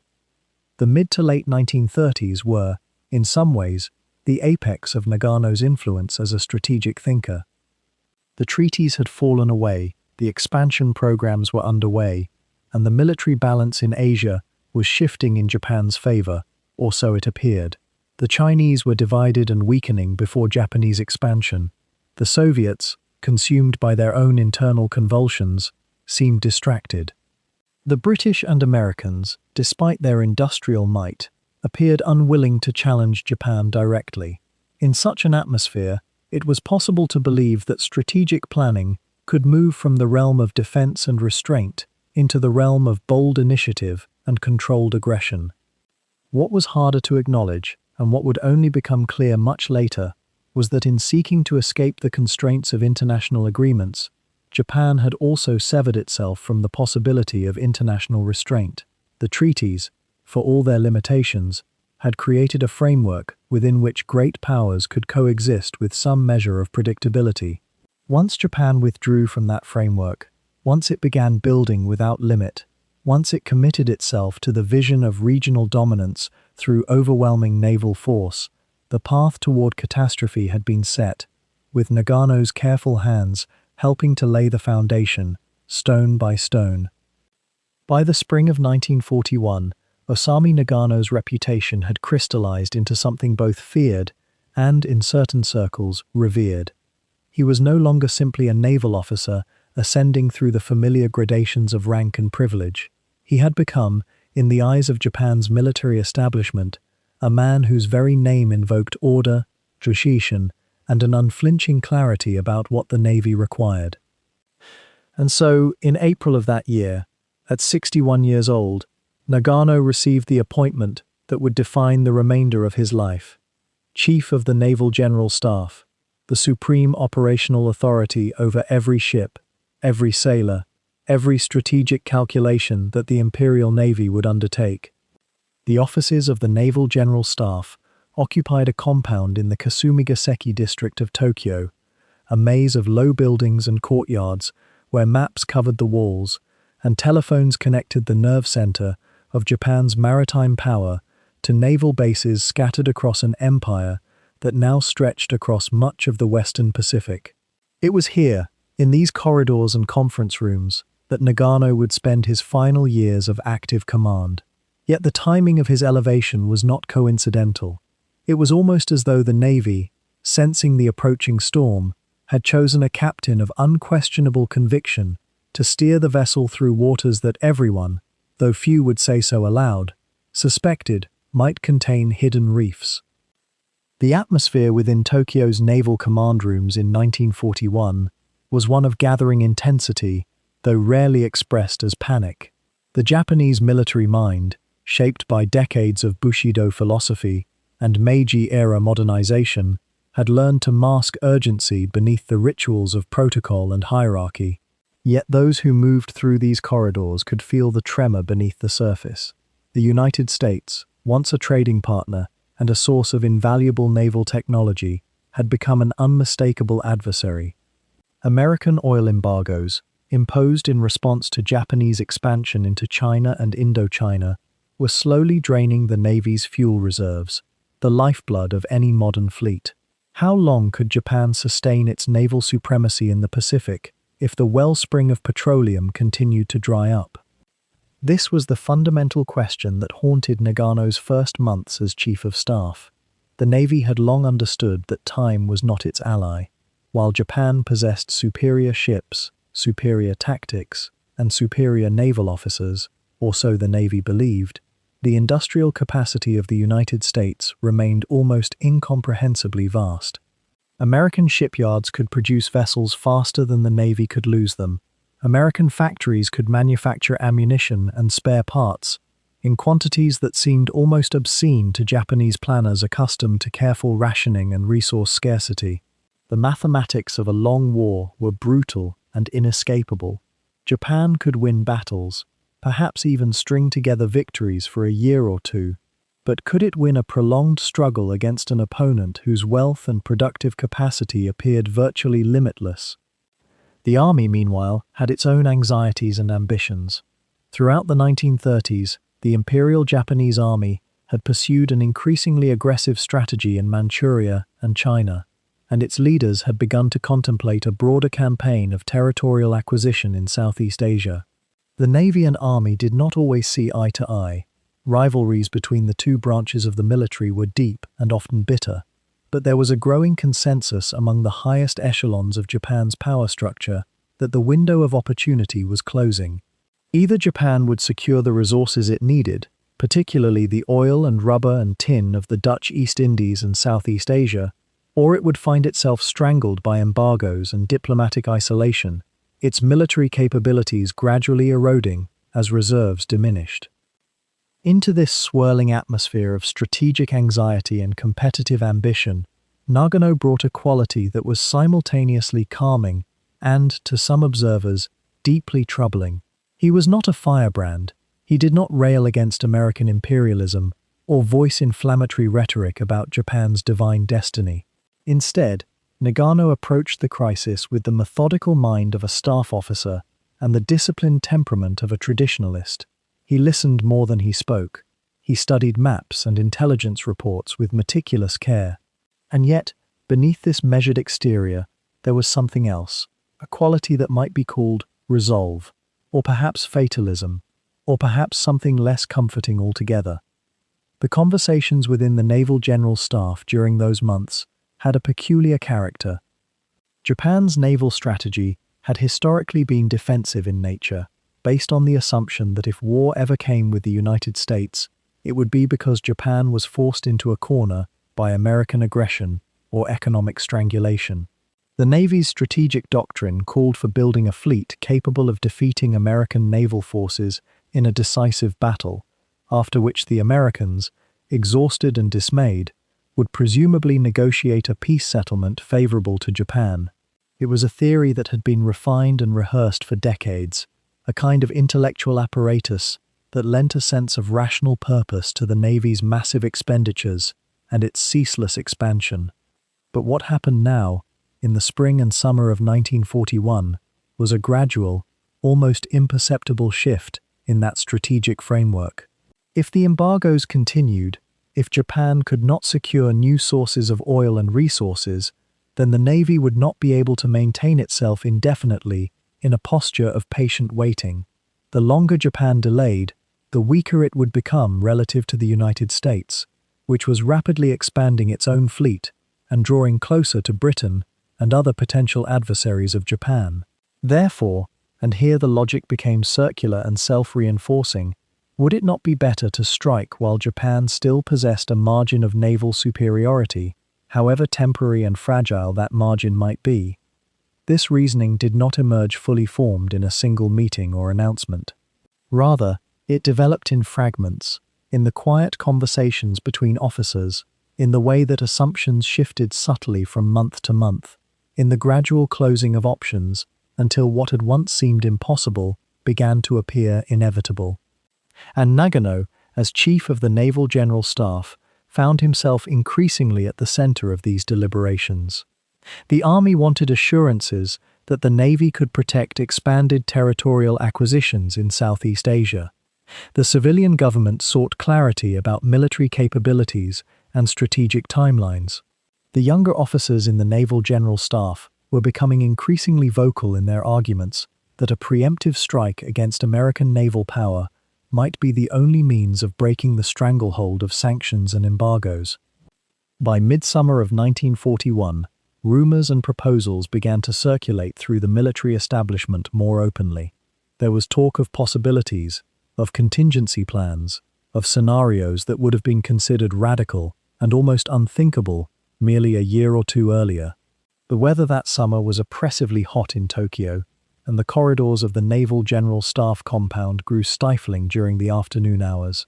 Officers moved between buildings with papers and dispatches, their faces growing more drawn as the weeks progressed. What would happen if Japan moved into Indochina? How would America respond? And if America responded, as everyone suspected it would, through further economic sanctions, what then? These were the questions that occupied Nagano's thoughts as he settled into his new position. He was a man shaped by tradition and discipline, rooted in the naval service that had been his entire adult life. Yet he was also a realist who understood that the age of careful incremental expansion might be drawing to a close. The atmosphere in those command rooms was not one of eager anticipation for war. Most officers understood too well what a conflict with America might entail. Rather, it was an atmosphere of constrained pressure, of options narrowing, of time slipping away like sand through an hourglass, and of a gathering sense that great events were moving toward a climax that no one could quite prevent, even as everyone in those rooms recognized its approach. By the autumn of 1941, the Naval Operations Room in Tokyo had become a place where the weight of empire pressed down on every surface, every decision, every whispered calculation. Admiral Osami Nagano sat at the heart of these deliberations, his face weathered by decades of service, his mind turning over the vast and terrible mathematics of war. The question that haunted him and his staff was no longer whether Japan would fight, but how, and whether, in the deepest recesses of their reasoning, they could actually win. The planning for what would become the attack on Pearl Harbor had been underway for months, though few in Tokyo's government fully understood the scope of what the naval staff was contemplating. Commander Isoroku Yamamoto, the brilliant and sometimes restless strategist who commanded the combined fleet, had first proposed the audacious idea in January of that year. A single, devastating strike against the American Pacific Fleet at its moorings in Hawaii. It was, by any conventional measure, an enormous gamble.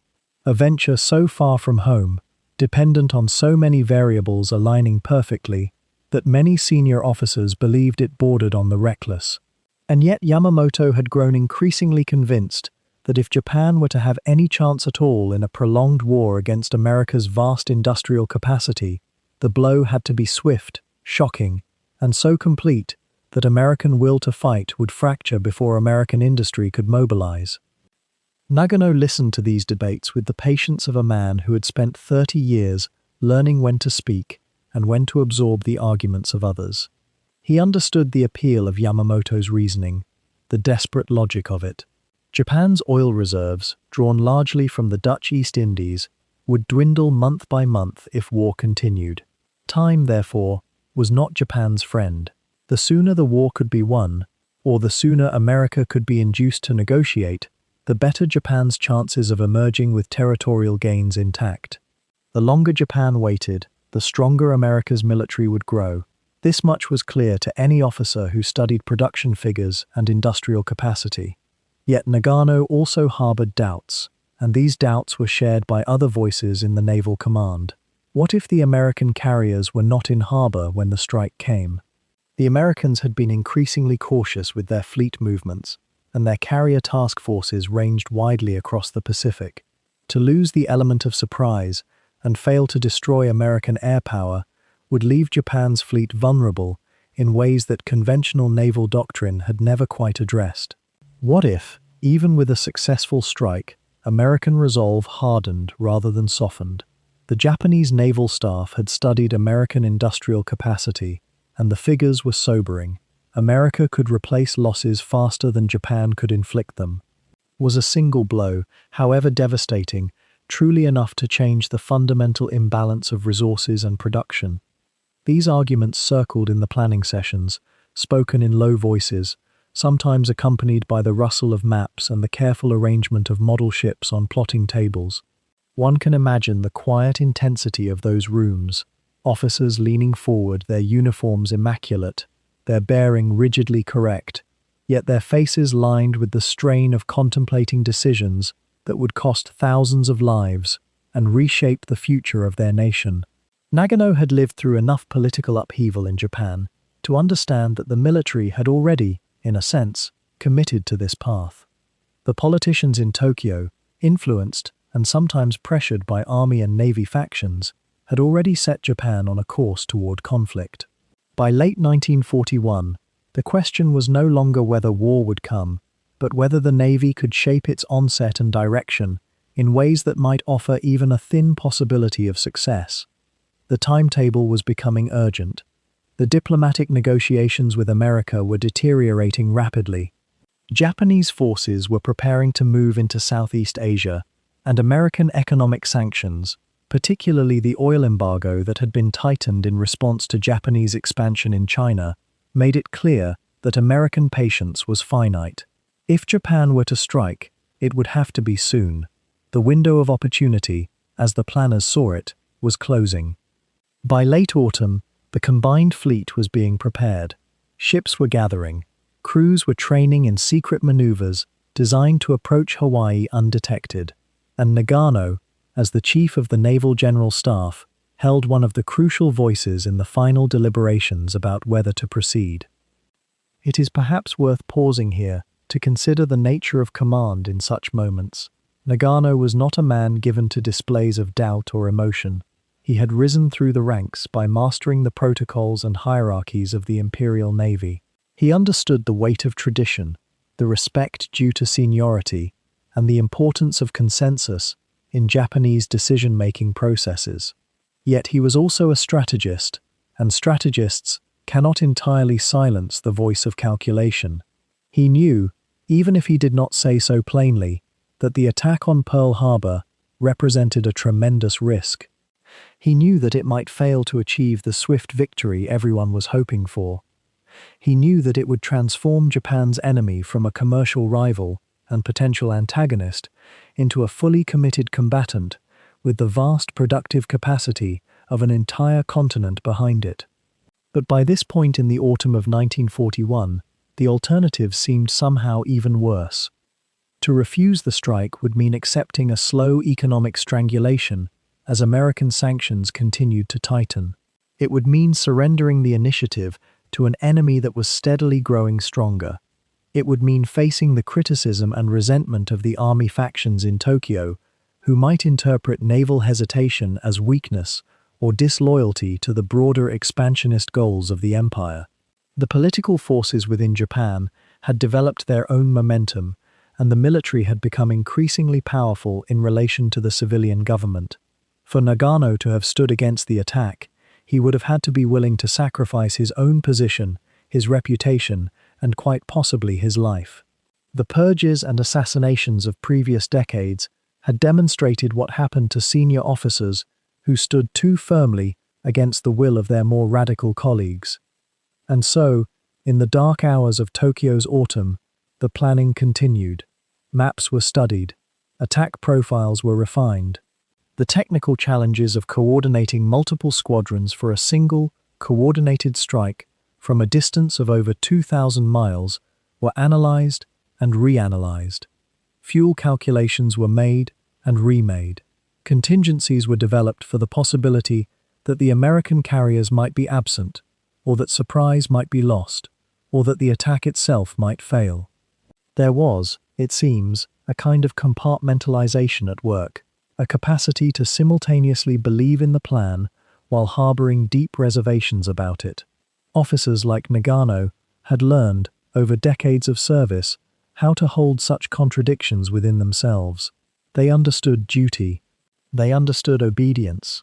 They understood the protocols of a hierarchical military organization, where once the decision had been made at the highest levels, one's role was to execute it as perfectly as possible, regardless of private doubts. By early December, the date had been set. The strike force was at sea, approaching Hawaii under conditions of strict radio silence. In Tokyo, Nagano would have been monitoring the situation as closely as communications allowed, receiving sporadic updates about the fleet's position, checking and rechecking weather forecasts, waiting for the moment when the attack would commence and the die would be cast. The tension in those final days must have been extraordinary. The knowledge that history was about to turn on actions that were now largely beyond anyone's control, that were proceeding according to their own momentum across the dark Pacific. One can imagine him in those hours, the aging admiral in his quarters, or perhaps in the operations room, with its carefully maintained maps and its atmosphere of focused intensity. Did he sleep? Did he review the calculations once more? Did he, in those private moments that no historical record captures, allow himself to fully contemplate what was about to happen? The attack on Pearl Harbor would shatter the peace between Japan and America.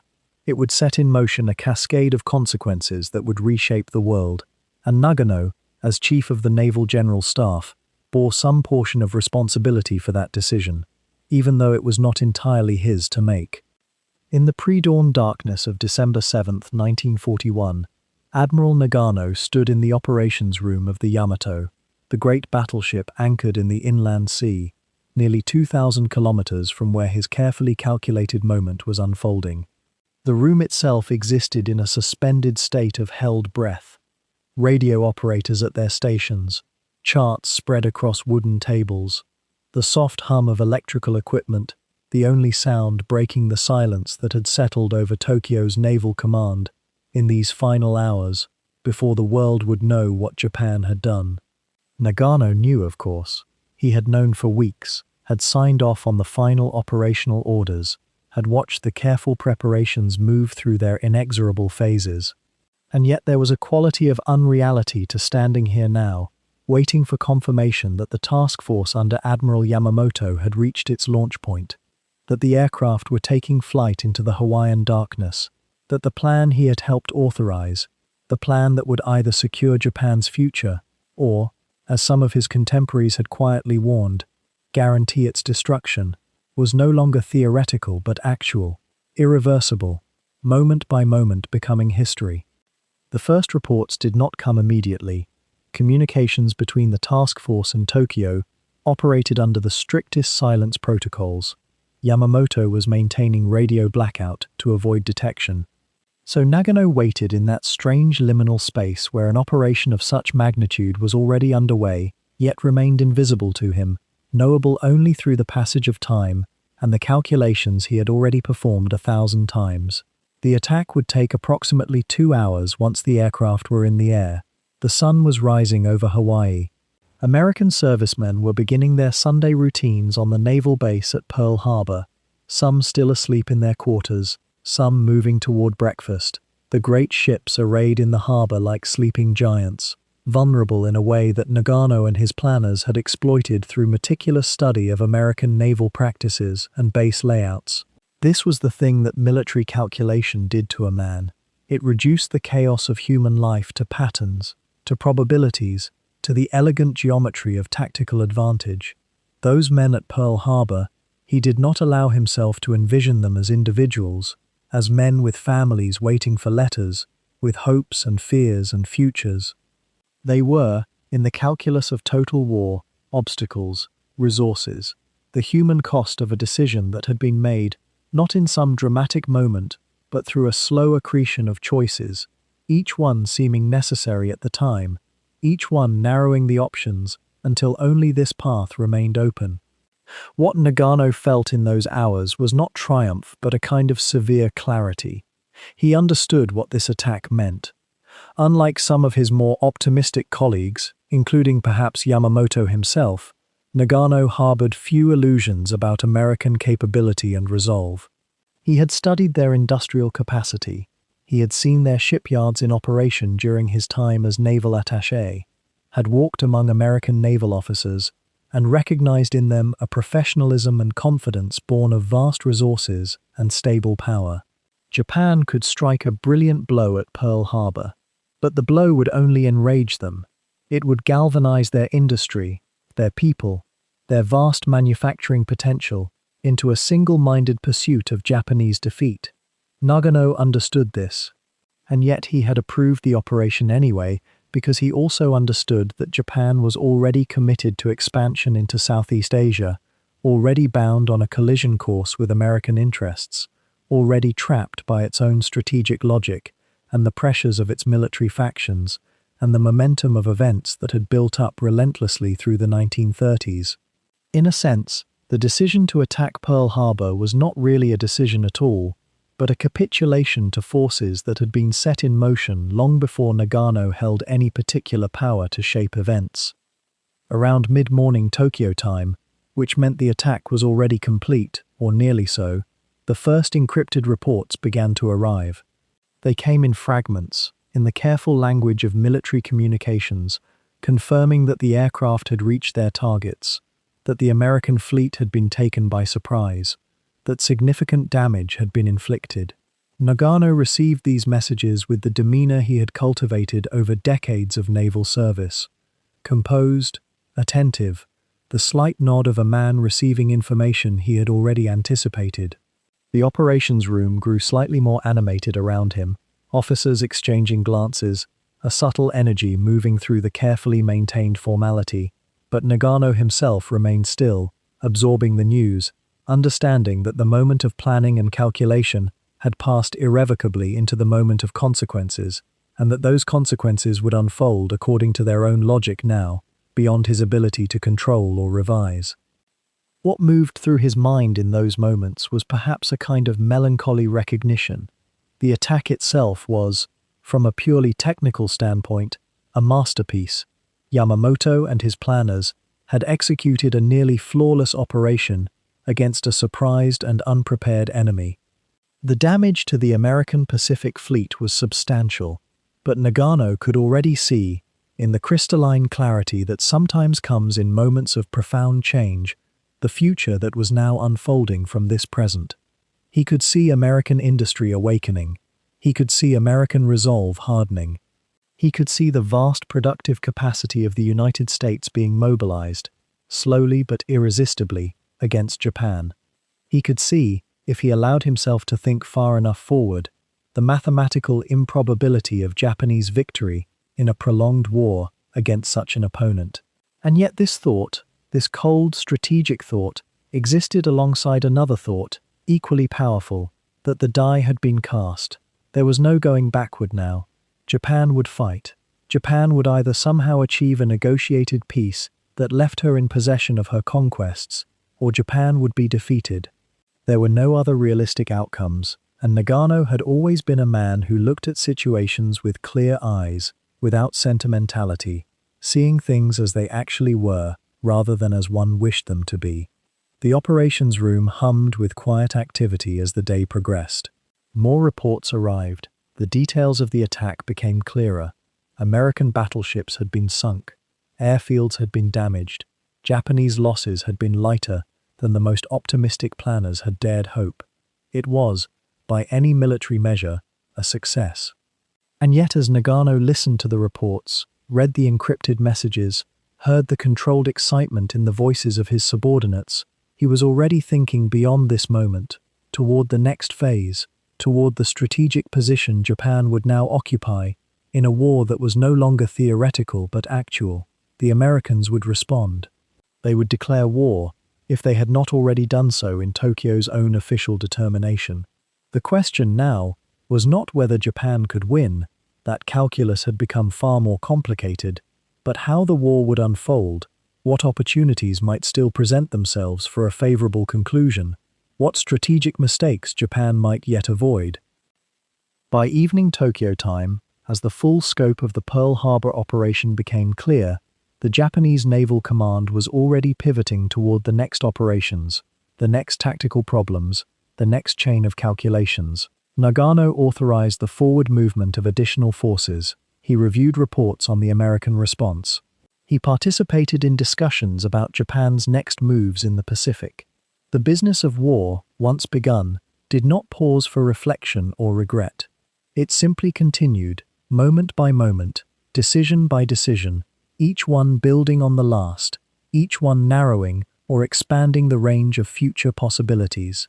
And so Nagano, standing in his operations room with the weight of strategic responsibility on his shoulders, moved forward into the war that he had helped to begin, understanding as few others did the magnitude of what had just been unleashed, knowing that the moment of calculation had passed and the moment of consequences had arrived, and that those consequences would play out across years and oceans and the lives of millions of people, all of it now set in motion by the decisions made in rooms like this one, by men who understood war in the abstract and struggled, always, to comprehend the human cost of strategic necessity.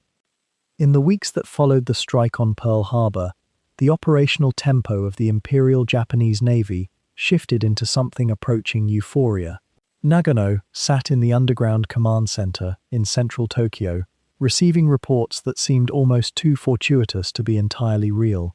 American battleships settling into the mud of Pearl Harbor, merchant vessels burning at anchor, the Pacific Fleet's battle line effectively neutralized in a single morning. The speed of Japanese advance southward through the Philippines, through the Dutch East Indies, through Malaya, created a momentum that seemed almost inevitable, as though the great naval machines of Japan were unstoppable, as though the American capacity to respond had been genuinely shattered on December 7th. The confidence that permeated Tokyo's naval circles in those early months was not, it should be said, entirely without foundation. The tactical achievements had been undeniable. The strategic coordination between Admiral Nagano's planning and Commander Yamamoto's execution had succeeded beyond the most optimistic calculations. Guam fell. The Philippines collapsed more rapidly than the strategic planners had anticipated. Singapore, that fortress of British imperial power in Southeast Asia, surrendered with almost embarrassing swiftness. The Dutch East Indies, with their vast reserves of oil and rubber and tin, seemed to fall like overripe fruit into Japanese hands. Nagano began to receive reports of the expansion of Japanese territorial control, an arc of conquest stretching from the Indian Ocean across the Pacific, that appeared, in those fog-laden Tokyo mornings, almost unassailable. Yet something curious was beginning to take root in the operational calculations, something that future historians would struggle to interpret. Was it confidence? Yes, certainly that. Was it overconfidence? This remains a gentler, more nuanced question. Nagano had never doubted his fleet's ability to achieve tactical victories. His doubts, from the very beginning, had centered on something far more difficult to quantify: the capacity of the Japanese strategic position to sustain itself indefinitely against a nation whose industrial output, even mobilized gradually, exceeded Japan's by factors that were almost incomprehensible. And yet, in those early victorious months, the evidence seemed to accumulate in favor of the bolder assumption. The American fleet, what remained of it, appeared reluctant to challenge Japanese naval superiority. The few naval engagements that occurred, skirmishes in the Coral Sea, brief and inconclusive actions, seemed to confirm what the striking success at Pearl Harbor had suggested: that American naval tactics were inferior, that American naval officers were unprepared for the speed and aggression of Japanese operations. Nagano, receiving these reports in his position as Chief of the Naval General Staff, began to encounter a strange phenomenon in the operational environment of Tokyo. Officers who had been skeptical, who had harbored doubts about the sustainability of the campaign, began subtly to shift their assessments. Difficulty became merely challenging. Unsustainability seemed to transform, in the chemistry of success, into possibility. This was not, it should be understood, a conscious descent into delusion. Rather, it was something more understandable and more human: the gradual reshaping of probability assessment through repeated success. If the American fleet did not emerge to challenge Japanese positions, it must be because it could not. If merchant shipping could be sunk at remarkable rates, perhaps the flow of supplies to Australia and other enemy bastions could indeed be strangled. If Japanese amphibious operations succeeded with lower casualties than anticipated, perhaps the defensive perimeter could be extended further, held more firmly, than the original operational plans had suggested. Each success seemed to open new possibilities rather than to narrow them, and the mind naturally follows possibility. Nagano himself existed in an interesting cognitive space during this period. He had expressed doubts, in the quiet, careful language of officers, about the possibility of achieving a decisive strategic outcome. He had warned, in ways that his more optimistic colleagues chose to interpret charitably, about the dangers of overextension. And yet he was also a man who had spent his entire career in service to the naval expansion of Japan, who had come to believe in the righteousness of Japanese power in East Asia, who had seen the navy he had helped build achieve extraordinary feats. The reports flowing into his command center, day after day, seemed to vindicate years of strategic planning, of ship construction, of the imposition of discipline and training. The waters around the Philippines grew quieter as American naval presence dwindled. The oil fields of the East Indies came under Japanese control, their flow directed toward Japanese shipyards and naval facilities. The territorial expanse that Japan now controlled seemed almost to have its own gravity, its own logic of consolidation and defense. Nagano began to receive communications from fleet commanders expressing their confidence in the capacity to defend the perimeter they had established. Some officers began to speak, in their careful, hierarchical language, of the possibility of a negotiated peace, the suggestion being that American leadership, confronted with the evident superiority of Japanese arms and the difficulty of projecting power across the Pacific in the face of Japanese naval opposition, might eventually seek an accommodation. These were not the whispered fantasies of isolated dreamers. They were serious men, experienced officers, receiving reports of Japanese successes from across the vast territories their navy now patrolled. And Nagano, for all his historical caution, for all his private misgivings about the long term, was also a man embedded in a command structure that celebrated its victories. The question that would haunt naval history: how did intelligent, experienced officers convinced themselves that a war fought against an enemy with vastly superior industrial capacity could somehow be won, or at least concluded on favorable terms, finds its partial answer in these early months. Not through explicit decisions to delude themselves, but through the gradual, almost imperceptible reshaping of probability, through the chemistry of success acting upon the human capacity for hope.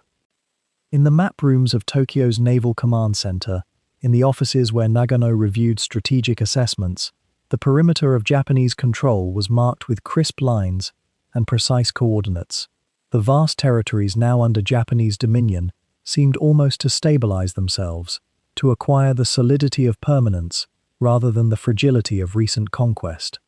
Officers who walked those corridors, who reported to Nagano in those early months of 1942, existed in an epistemic environment where spectacular success seemed to suggest that the strategic difficulties everyone had acknowledged before December 7th might somehow have been overcome by the very speed and decisiveness with which Japan's forces had moved.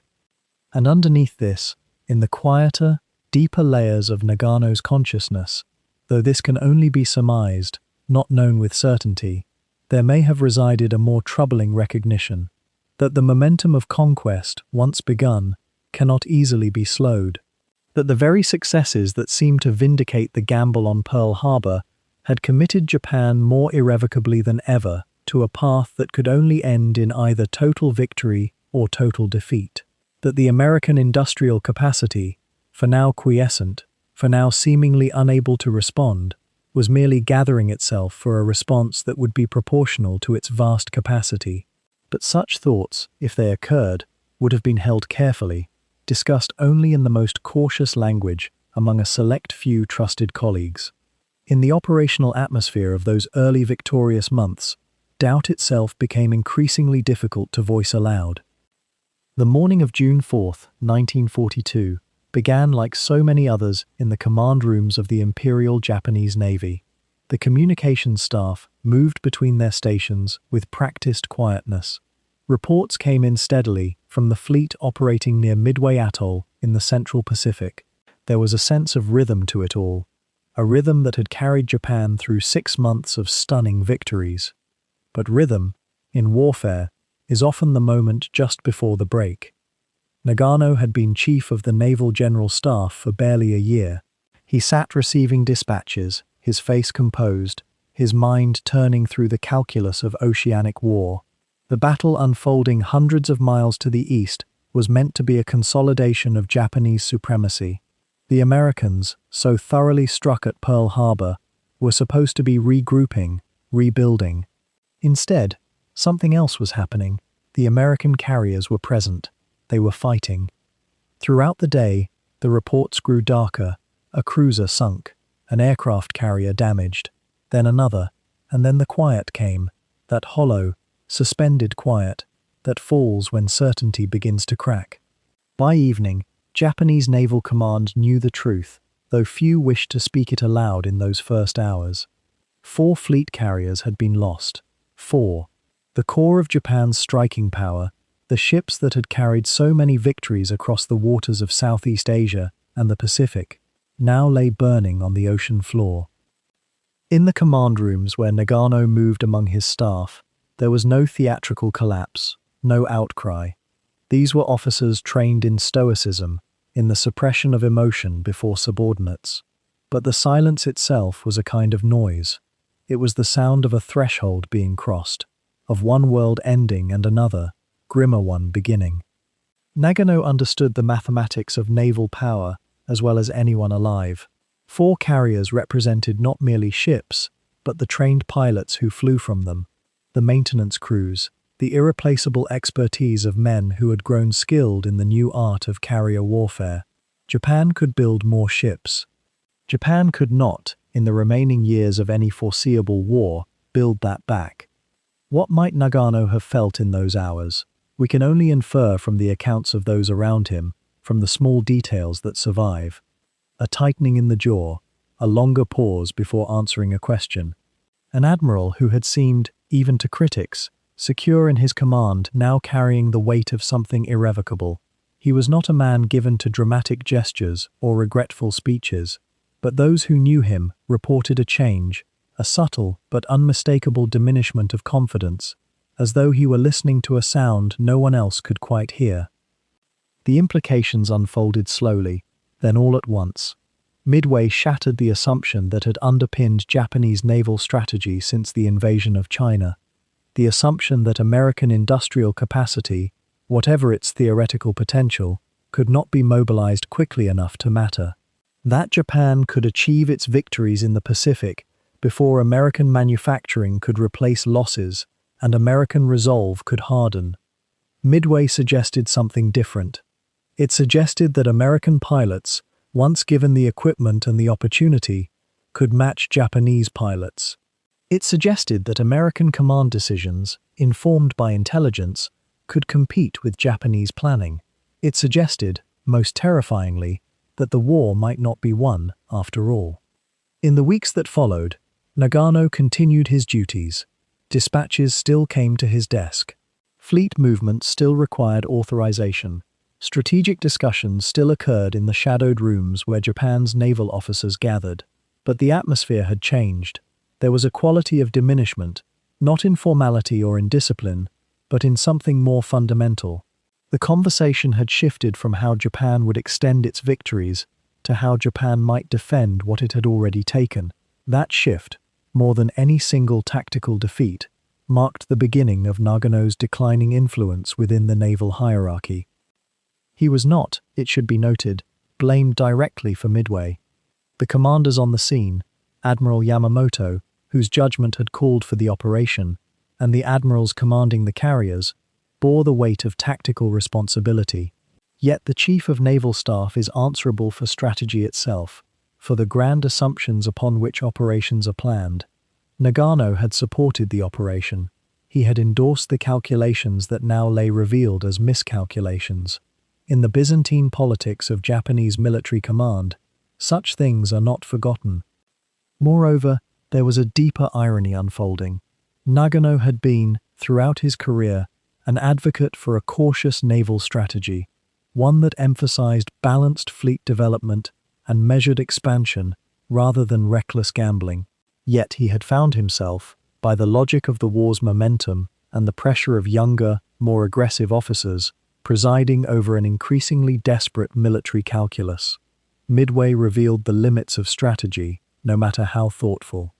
It revealed, perhaps, the limits of any strategy in a war that had already become, by 1942, unwinnable in any conventional sense. As the summer turned toward autumn, and the American advance in the Solomon Islands began in earnest, Nagano's role in day-to-day decision-making began to narrow. This was not a formal demotion. He retained his title. He continued to attend the crucial meetings. But younger officers, more aligned with the Army's faction politics, more willing to embrace the rhetoric of spiritual victory, even as material defeat accumulated, began to supersede his voice. In the endless discussions about whether to commit more carriers, more battleships, more men to the grinding attrition in the South, Nagano's counsel toward restraint and realistic assessment found less and less purchase. It is one of the quieter tragedies of military command, and perhaps of all human institutions, that realism becomes less valued as circumstances grow more desperate. Those who counsel that the situation is grave but perhaps retrievable with discipline and sacrifice are heard respectfully. Those who suggest, however gently, that victory may no longer be possible are gradually sidelined. They are not usually removed forcibly. Instead, their opinions are solicited less often. Their suggestions are weighed more carefully and usually found wanting. Meetings they might have attended are held without them. By slow increments, the space they occupy shrinks. For Nagano, this process unfolded across the remainder of 1942 and into 1943. He was 58, 59, growing older, in a service that was becoming increasingly dominated by younger men who had different ideas, different willingness to risk, different relationships with the forces that drove Japan's military decisions. The samurai tradition he had been raised in emphasized duty to the end, accepting the inevitable with grace. He embodied this restraint even as it worked against his influence. What remained constant in these diminishing years was his personal bearing. Those around him noted that despite the accumulating losses, despite the erosion of his authority, Nagano maintained an almost austere dignity. He did not rail against the younger officers superseding him. He did not attempt the kinds of political maneuvering that might have allowed him to retain power. Instead, he continued his work with the same precision he had always brought to it, even as that work became increasingly a matter of managing decline rather than achieving objectives. The war continued its inexorable progression across the Pacific. Atoll by atoll, island by island, the Americans advanced. The Japanese Navy, its striking power broken at Midway, retreated into an increasingly defensive posture. And Nagano, the Chief of Naval Staff, the man who had approved the opening moves of this war, and who bore responsibility for the grand strategy that had brought Japan to this point, watched it all unfold with the knowledge that something fundamental had shifted, that he had presided over a turning, and that his influence over what came next was waning as surely as the Japanese hold on the territories they had claimed. By the spring of 1943, the machinery of Japanese naval command had begun to grind against itself in ways that even Nagano's considerable authority could not smooth away.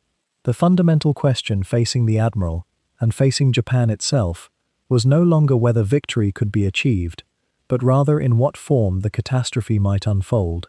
The waters had changed, the arithmetic had shifted, and in that shifting, a man of Nagano's temperament and beliefs found himself increasingly adrift in currents he could no longer chart.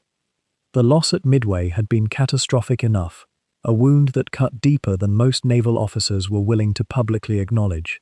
But the true erosion of Nagano's position came not from any single defeat, but from the slow realization spreading through Tokyo's naval establishment that the war had entered a phase his strategic doctrine was never designed to address. He had been, in many ways, a man of the decisive battle, the great fleet engagement that would break American resolve in one overwhelming stroke. When that stroke never fell, when instead, the Americans proved capable of replacing their losses far faster than Japan could contemplate, the framework upon which Nagano had built his authority began to buckle.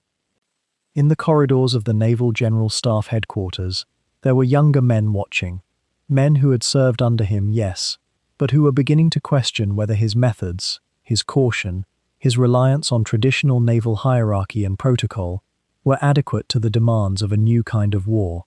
A war fought not merely by battleships and decisive engagements, but by submarines prowling the night, by aircraft launched from carriers hundreds of miles distant, by industrial capacity that seemed almost infinite on the American side. The younger strategists began to speak, quietly at first, of the need for fresh thinking, more aggressive prosecution of submarine warfare, more radical reorganization of fleet tactics, more willingness to risk what remained of the Navy in a series of calculated sacrifices that might yet turn the tide. These were not men who openly challenged the Chief of Staff. Such a thing would have been unthinkable in the rigid hierarchy of the Imperial Navy. Rather, they simply began to find ways around him, through the Army General Staff, through civilian politicians who were desperate for any stratagem that might offer hope, through ministers who believed that a change in command might somehow produce a change in fortune.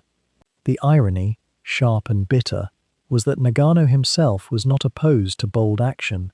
He had supported the Pearl Harbor operation, after all, when many colleagues doubted.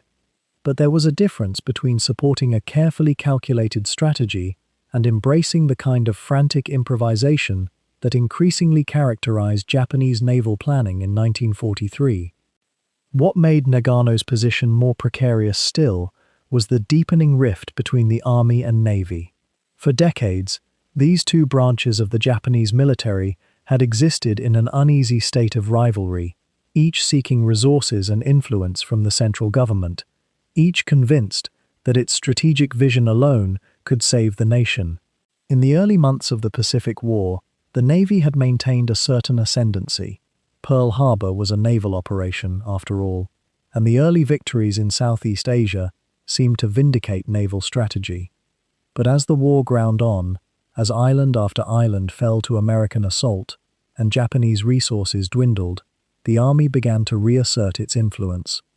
Army officers argued, not without justification, that naval dominance was no longer possible and that Japan must prepare for a final, desperate defense of the homeland itself.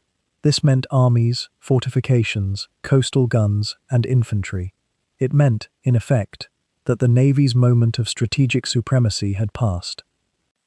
Nagano found himself increasingly outmaneuvered by figures like General Hideki Tojo and, later, the younger military reformers who were gaining strength within the army's own command structure. These men were willing to contemplate losses that appalled traditional naval officers. They spoke of accepting millions of casualties, of fighting to the last man, of mobilizing women and children for resistance. The very vocabulary of their ambitions was alien to someone of Nagano's training and sensibility. Where he saw the need for calculated defense of key positions, they saw the opportunity for martyrdom on a national scale.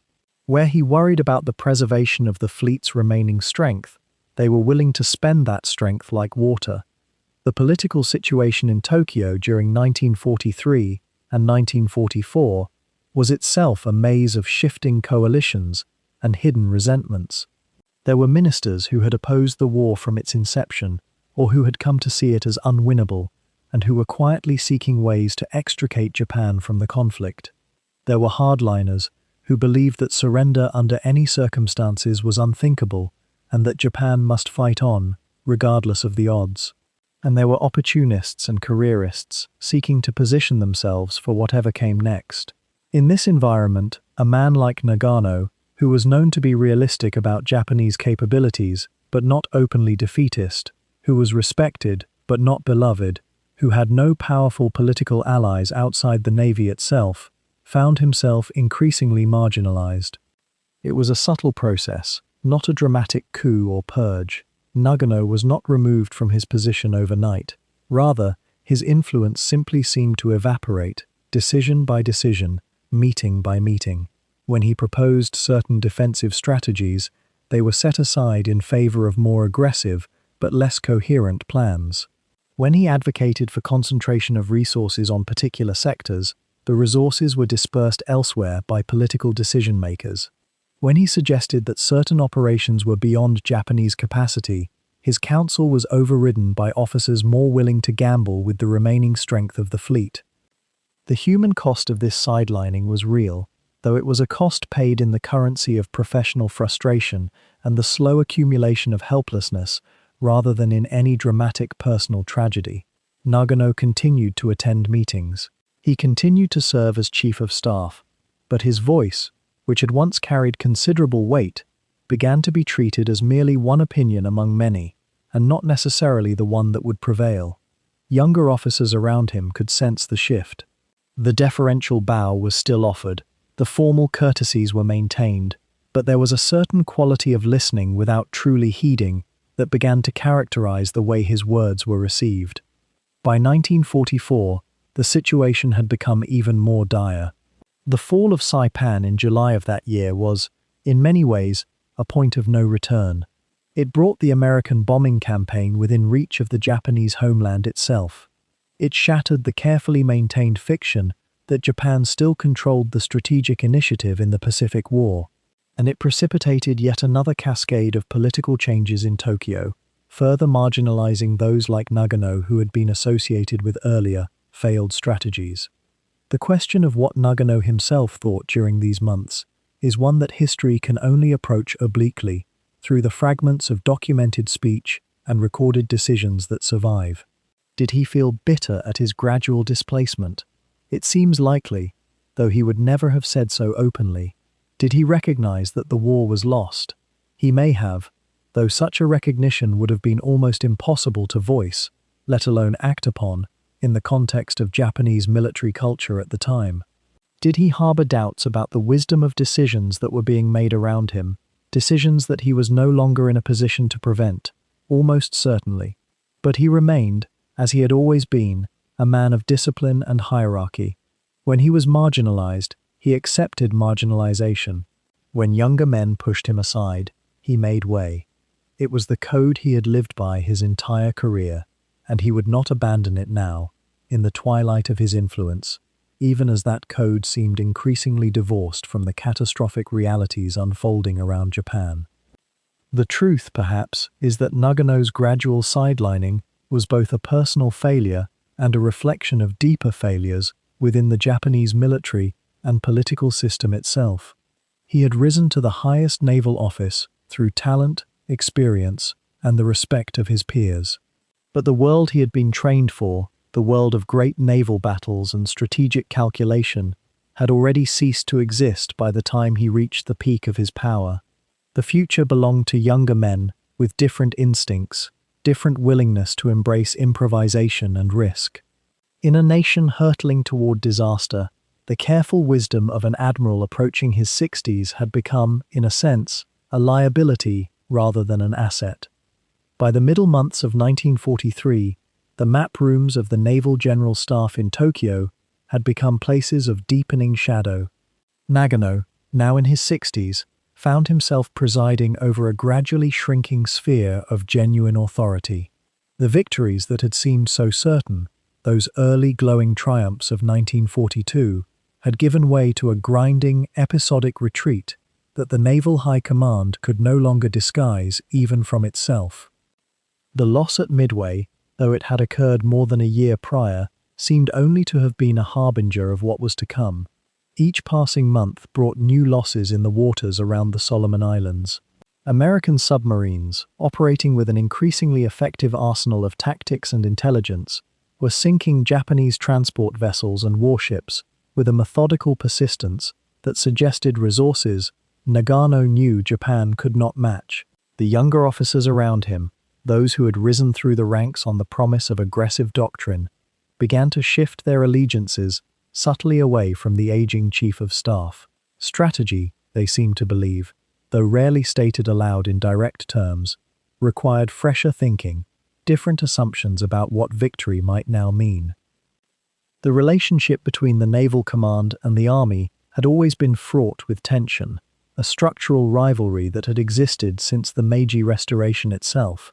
But by 1943, that tension had begun to crystallize into something more bitter, more urgent. The Army was pushing aggressively for the allocation of resources, for naval support for land campaigns, for a unified doctrine that would somehow arrest Japan's gradual military decline. Nagano, traditionally respectful of hierarchy and protocol, found himself increasingly sidelined in these discussions, consulted more as a figure of elder status than as an active shaper of grand strategy. His influence, in short, was waning. It would be incomplete to say that Nagano simply withdrew, for that is not quite what occurred.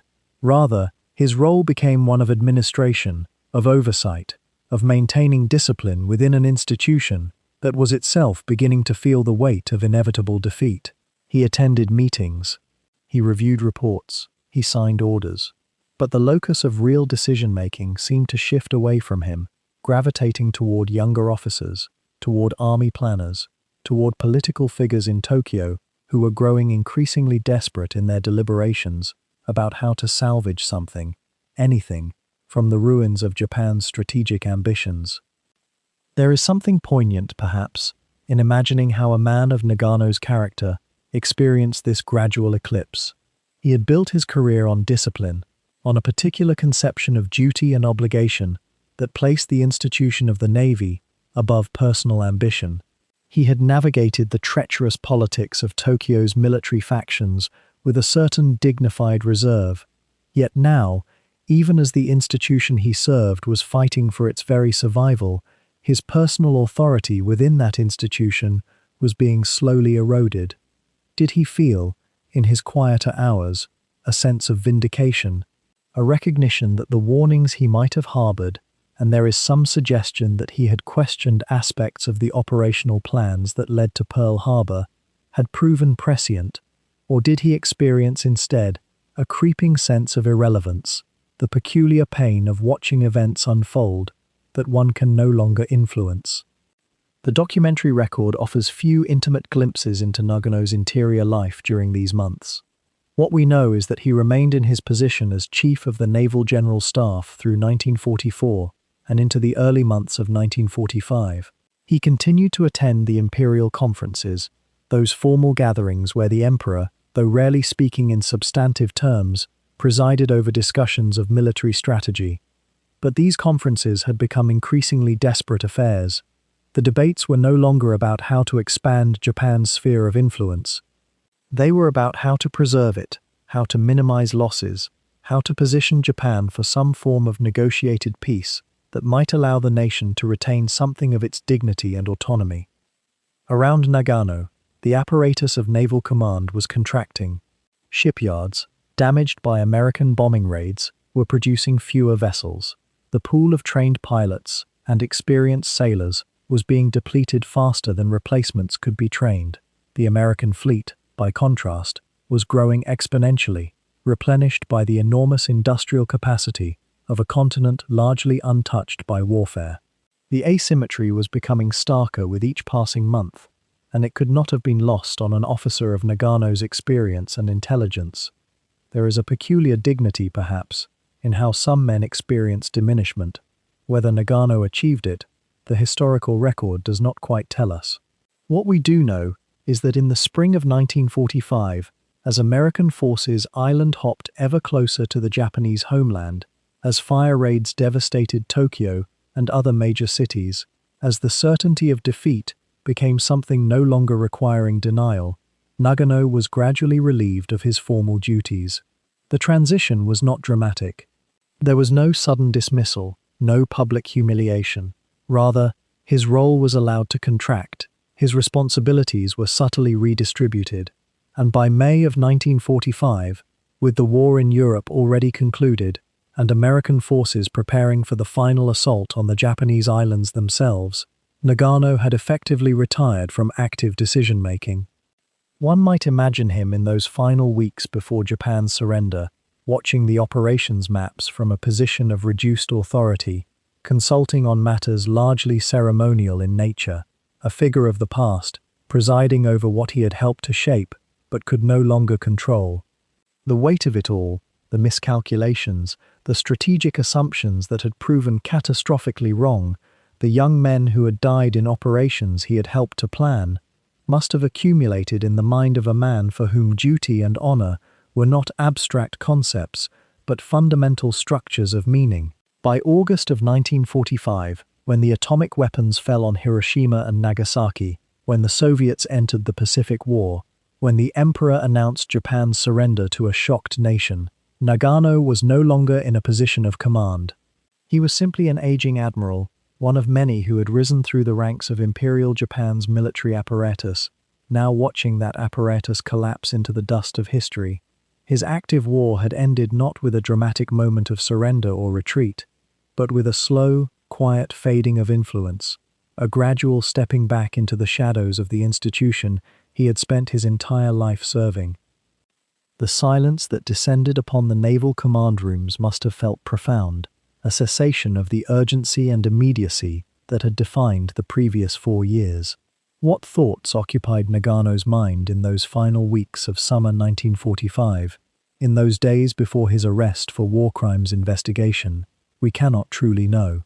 We can only sense, from the patterns of his life and the testimony of those who knew him, a man confronting the end of an era, both the era of Imperial Japan's naval dominance and, in a more personal sense, the era of his own active relevance and power.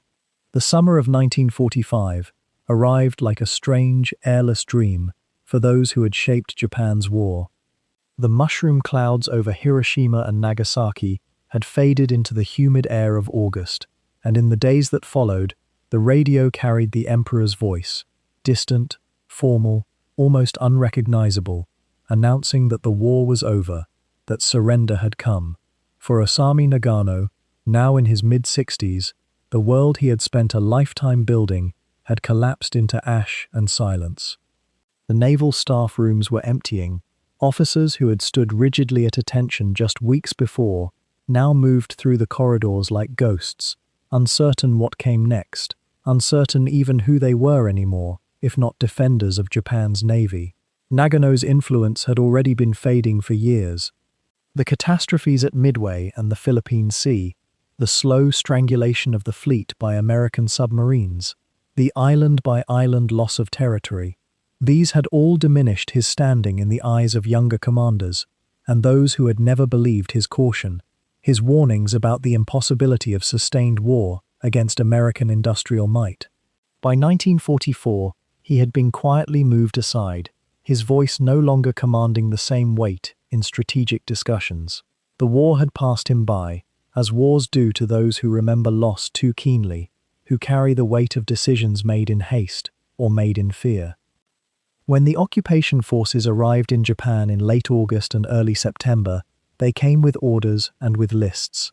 The Supreme Commander for the Allied Powers, General Douglas MacArthur, had been given authority to apprehend those deemed responsible for war crimes, for crimes against humanity, for the planning and execution of aggressive war. The machinery of justice, or what was conceived as justice in that moment, was beginning to grind forward. It moved slowly at first, then with methodical precision. In September of 1945, Nagano was arrested at his home. The manner of his arrest is not recorded in detail, whether there was ceremony or gentleness, whether he was given time to prepare or simply taken, but the fact itself echoed through what remained of Japan's officer corps.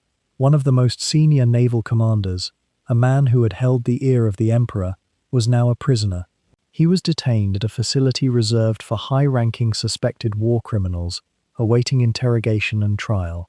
Around him were other former ministers, generals, and admirals, men who had wielded power just months before and now sat in confinement, waiting to learn their fate. The interrogations that followed were thorough and exhausting.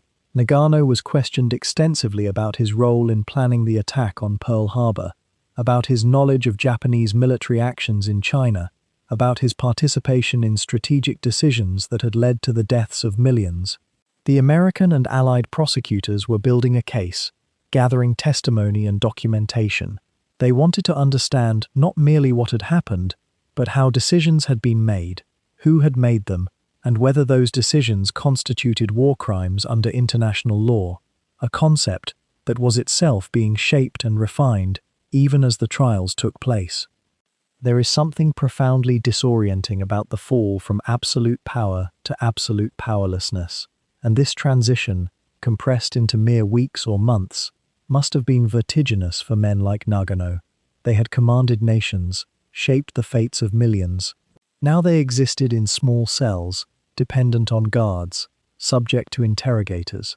Yet perhaps there was also, in the deepest recesses of consciousness, a kind of exhaustion that welcomed the end of responsibility, the end of the terrible weight of command. The trials would tell whether a man had been a war criminal. But imprisonment, at least, provided clarity of a sort. Nagano's detention was not brutal by the standards of the time. The Americans, despite the bitterness of the war just concluded, conducted their incarceration of high-level suspects with a certain procedural restraint. He was 65 years old, his health already weakened by the stress of war, by the mounting failures of the fleet, by the knowledge that the strategy he had helped devise had led to catastrophe.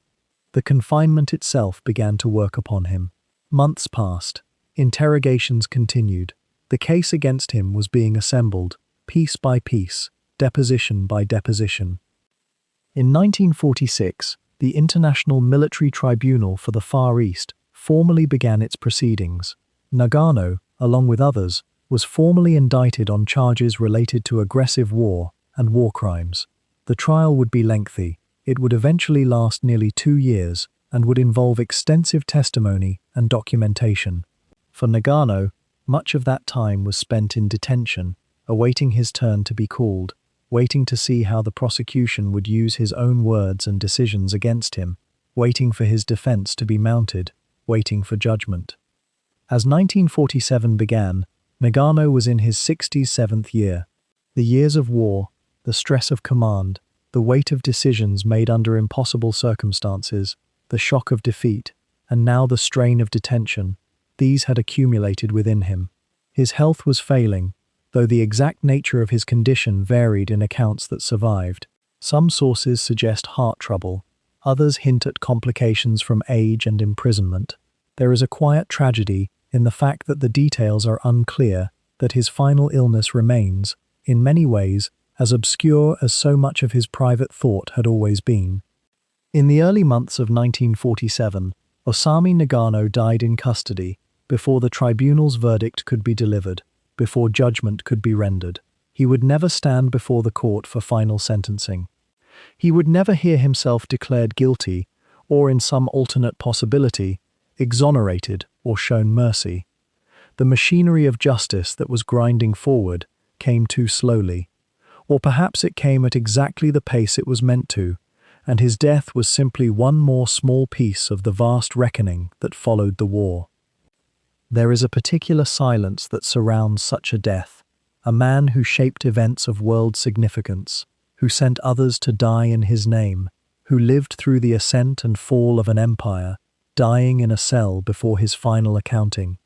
It raises questions that may never be fully answered, whether his detention hastened his death, whether a free man might have lived longer, whether the trial itself, had it concluded, might have illuminated his thinking and his intentions in ways that would have altered history's judgment of him.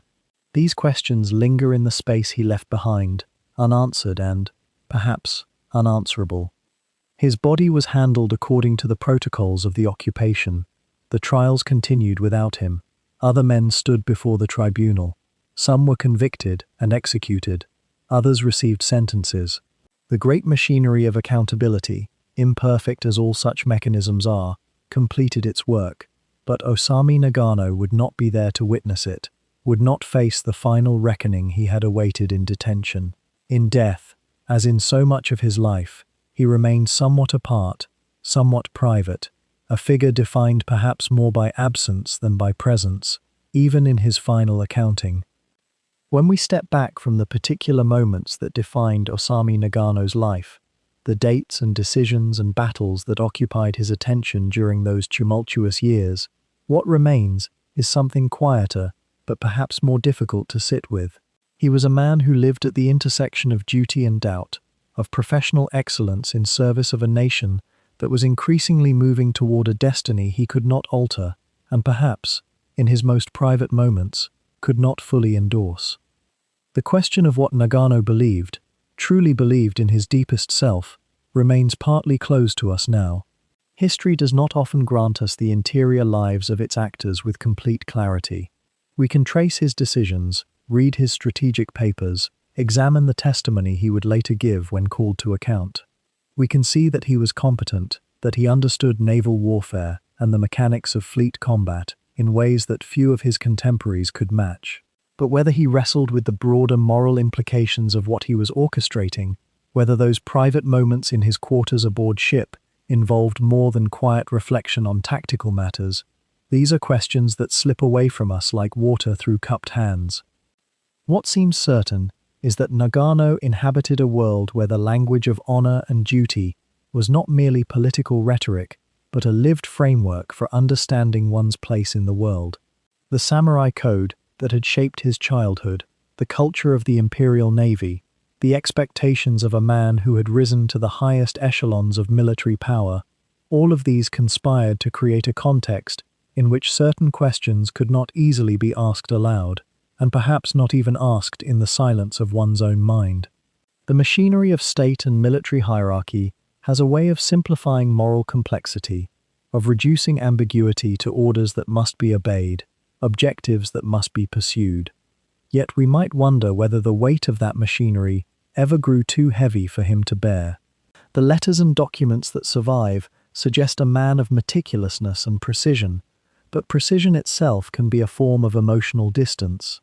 When you reduce a war to coordinates and fuel calculations and loss ratios, you create a space where the human element can be temporarily bracketed, set aside. Whether this was a conscious strategy or an unconscious necessity for psychological survival remains, perhaps, unknowable.